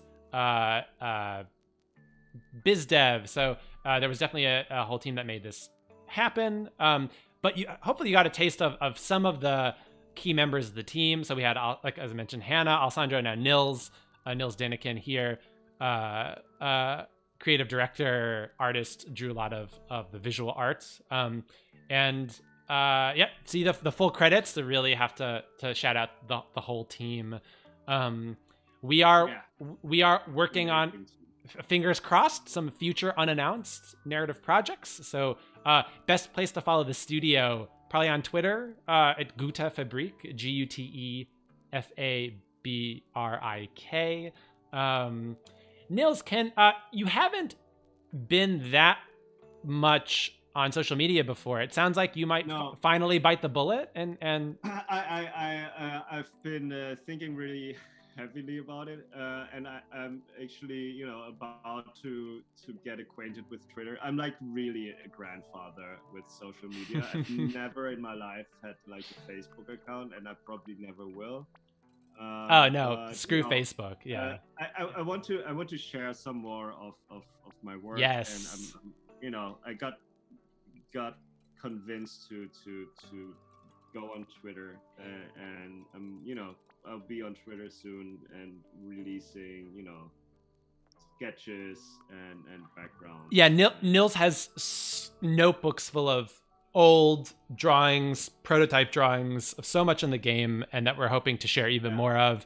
And maybe on social media we'll talk a little bit too about some of the old characters that didn't make it into the game. So I'm sure the Gute Fabrik account will be spreading some of that stuff. So stay tuned for that. That'd be and once you taught me how to tweet stuff and retweet, you can okay, boomer.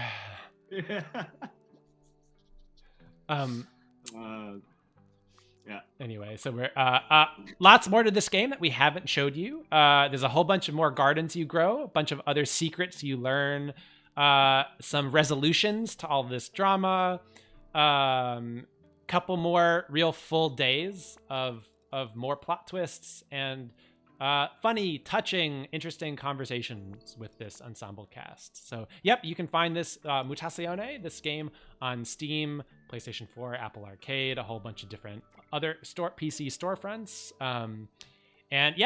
Thanks for tuning in. Lots of other, obviously, great narrative games being shown as part of LudoNarraCon. Support narrative games. We love narrative games. Yeah, thank you. And we hope you do too. Signing off. Thanks everyone for joining us. Thank you. Bye. It was so much fun to do this. See you later. Yeah. Talk to you later. Bye.